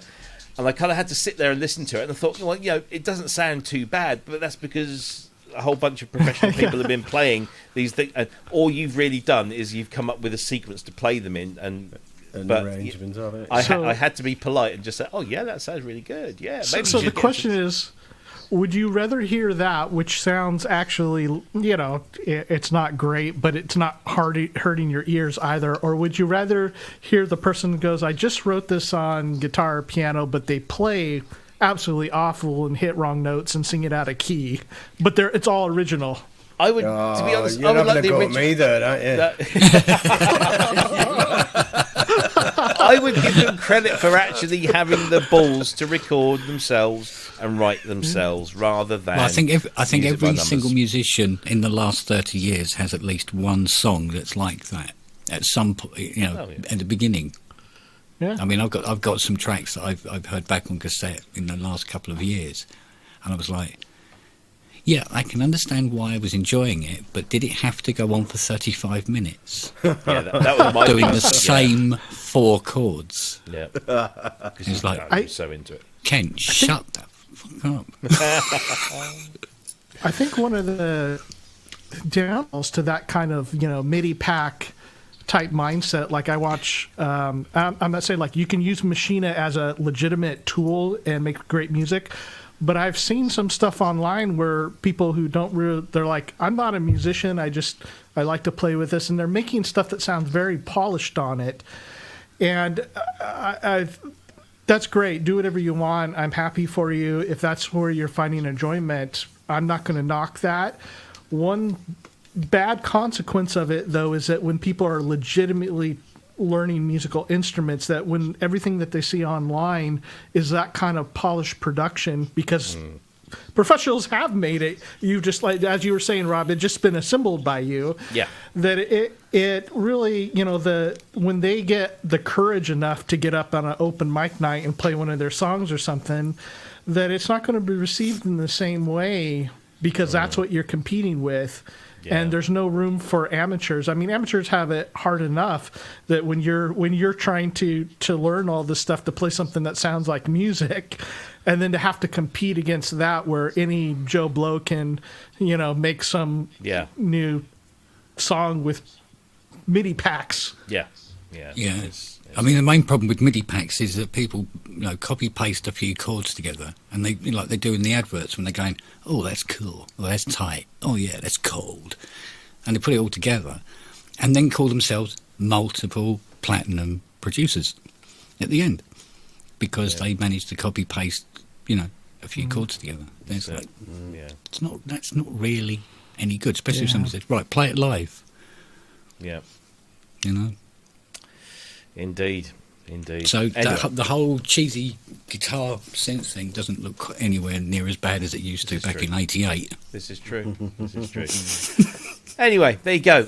We have this is probably the longest show we've ever done. 3 hours 20 minutes. That's probably a record. But that was the week that was Superbooth 21, and there's still a day to go tomorrow, apparently. So who knows what might come out tomorrow that we're going to miss, and everyone else will talk about before we get to do it next Friday. But hopefully we've covered most. Fairlight. Yeah, I wish. I have some stories to tell on that regard. I think we've covered most of the kind of the big and most interesting elements of what's come out of Superbooth, and it's great, isn't it, to have a show again where we're seeing videos of real people in buildings with real instruments, and all of them being very sensible. And I quite like the little log cabin arrangements that they had around the venue. It's all very nice. So long may that continue, and hopefully next year we'll see some more shows occurring in this country. I'll say more shows, some shows at least, because it doesn't look like there's anything